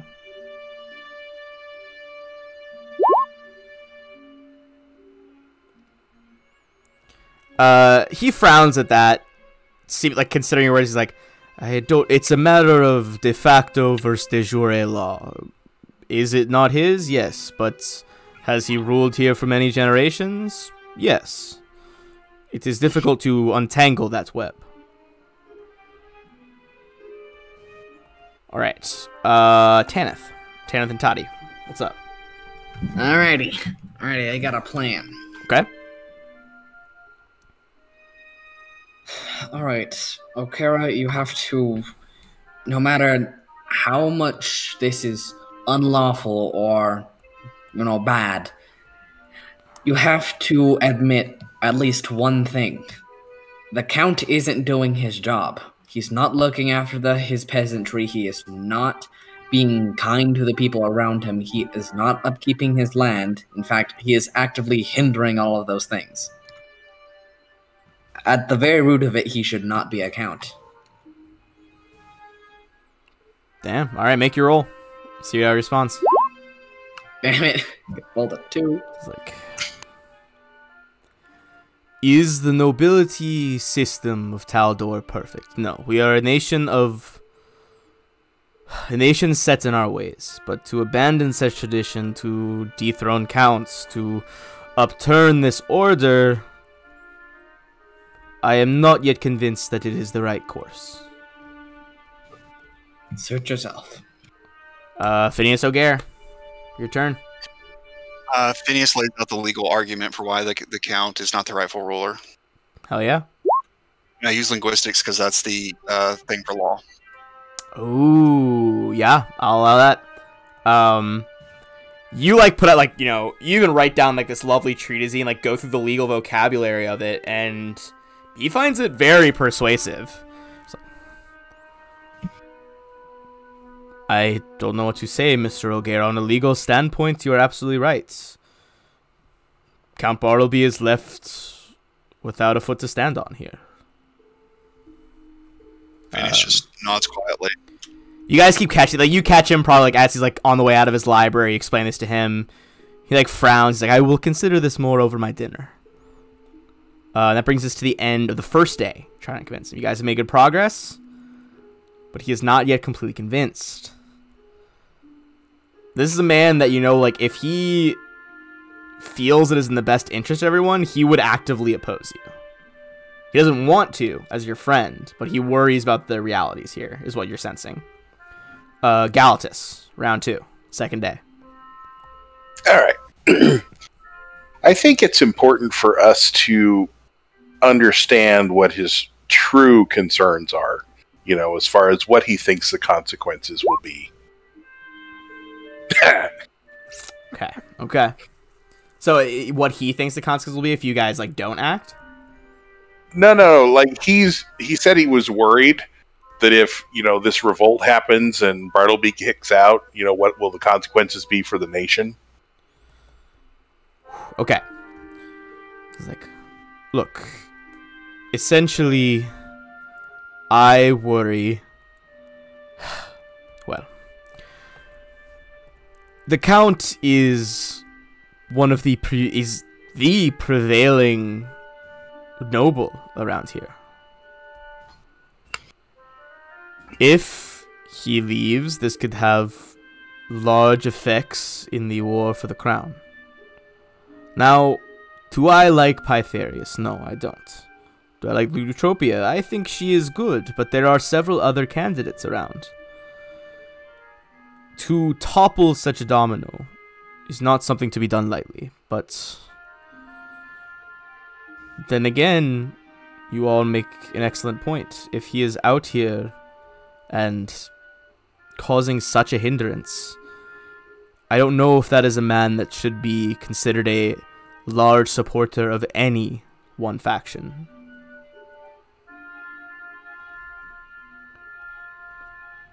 I nod wisely. He like kind of strokes his goatee, like salt and pepper beard. Strolls away and lifts his daughter up in the air, spins her around, laughing. But you can see on his expression that he is, seriously considering what you said. And he seems to be swaying away from this desire to support the traditional, to protect the count. He seems to be starting to lose that desire. Excellent. Just as kind of an in-between thing, Yes. I'm going to teach his daughter some little fencing stuff. Oh yeah, she takes out this like child-sized like practice saber, made of like blunted tin essentially. You like go a couple rounds with her like that, training her. Much to O'Kara's approval. This is his shining gem in the world, and he likes to see her happy. Machiavelli. I don't think there's anything Machiavelli can really say that wouldn't make it more difficult for us. Okay. You don't have to jump in on it. You could do something with the servants and maybe get us a bonus towards another person's role. Yeah, I would say you could count that as like an assist roll if you want to talk to the servants about something. Talk to them sway them to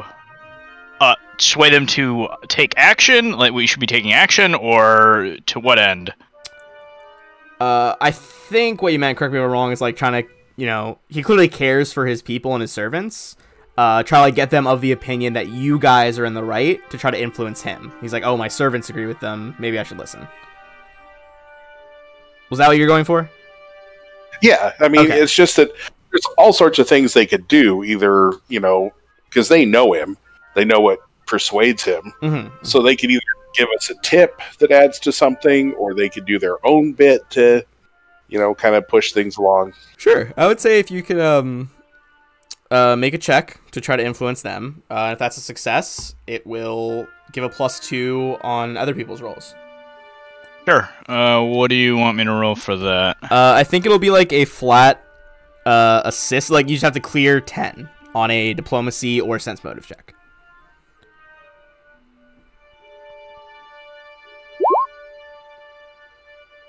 That does it. So it's gonna be a +2 for everyone's next action, whether it's this round or next round, if that makes sense. So as you get the servants chatting, they give you some tips on catch him in the morning, but not until he's had his tea.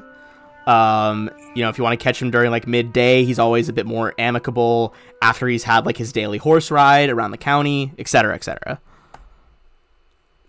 All right, Tanith. So you're gonna get a +2 on whatever you're doing here. Cool, yeah. I wanna appeal towards his softer side a bit. So Rihal will eventually be gone, and well, what's next? Your daughter and the sons and daughters of everyone in Marat. What would you think is the best for her? Having Ooh. a tyrant around here who might outlive you, and for the few years that you're gone, she won't be able to, be in a nice, peaceful world or have a better leader in order.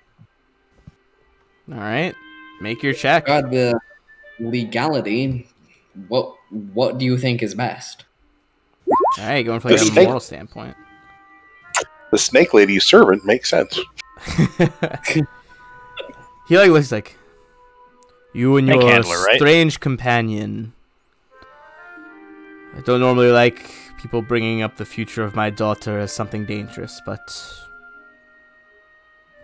I must see the sense in your words.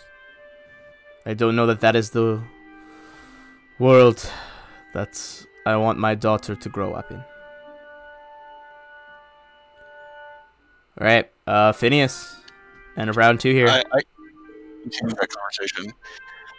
You know, I don't blame you. I see a lot of Princess Eutropia in your daughter. There's quite a parallel there. They're both strong women, both, in my opinion, fit to rule. If something happens to you and your daughter inherits, who's to keep her from being displaced? Like Princess Eutropia is trying to be done by Count Bartleby and Maximus Strategus. Ooh. All right, you get an extra +2 on this. I will reuse my reroll. Okay, go ahead. That is dumb. Same roll. With the +2, 23 there is going to be a success, though. At this point, you think, like, any one successful argument at this point is going to tip Baron O'Kara. All right. Final round. Galatas, you have not yet benefited from the +2 from Machiavelli, so whatever you do here is going to be at a +2. All right. So, that worked pretty well last time. I'm going to go and allay any of his other concerns. 27 is going to be a success. At this point, before even the third day is out, he gathers you all in his office.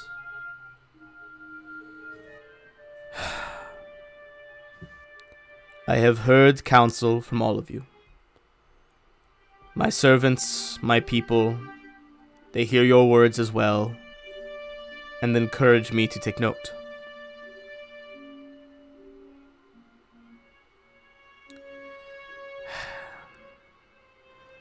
I will not stand in your way. I cannot bring myself to risk my staff and my men-at-arms in case something goes wrong. But neither will I aid the Count as I should as one of his bannermen. The Palace of Birdsong is yours to take if you can get through the Count. I Your appreciate wisdom and your trust in us is most appreciated. bows his head, kind of like leans forward in his wooden throne, steepling his fingers in front of his face. I wish you all luck. My daughter should not grow up in a place where someone can do so much wrong simply because of their blood. I would like to hope that we might be able to call you friend. He smiles. I think we are indeed firm friends. Might I ask how things are going with Sepsinia? They go well. I Very, have visited her several times over the past few weeks. I'm very glad to hear it. If I might make one suggestion, she's interested in magic but does not have a spellbook of her own. I would think that her first spellbook would be a momentous gift. I will consider this, but the groundwork you laid, my friends. Well, I've never turned down from a challenge before. Phineas smiles and nods. He seems to be telling the truth, Galatas. He's just like, he's more into her probably than she's still probably into Phineas.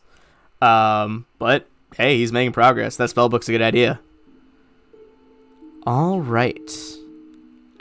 With that, you guys have secured Baron O'Kara's help. What loyalty points you guys at right now? You're at 46 until we get 3 more from the Advanced Public House and 1 more from the statue. Was the 46 not with the statue? I thought it was for some reason. I didn't have it marked as finished. You should have had it marked as finished. I think that was from the statue because that 3 days that would have still fit in the 2-week time frame.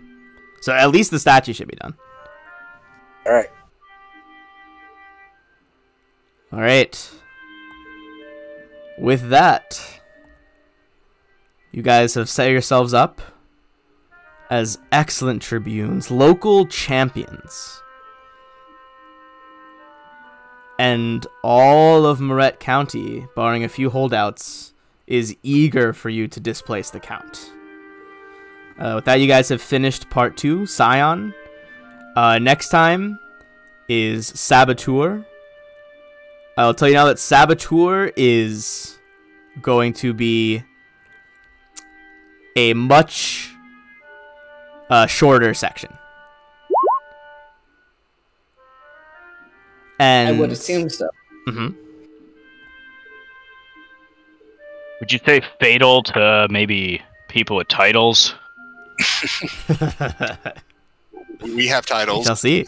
I know. I'm just throwing that out there. Well, let's see. Who all do we have? We've got the bandits who will come and help. And we Night should be Swan. able to get the Night Swan. Indeed. And maybe the Lake Lady.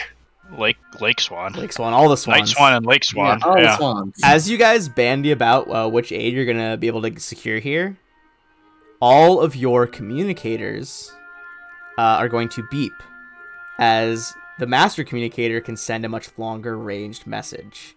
And for the first time in several months, you all hear from your direct employer, Martella Lothede.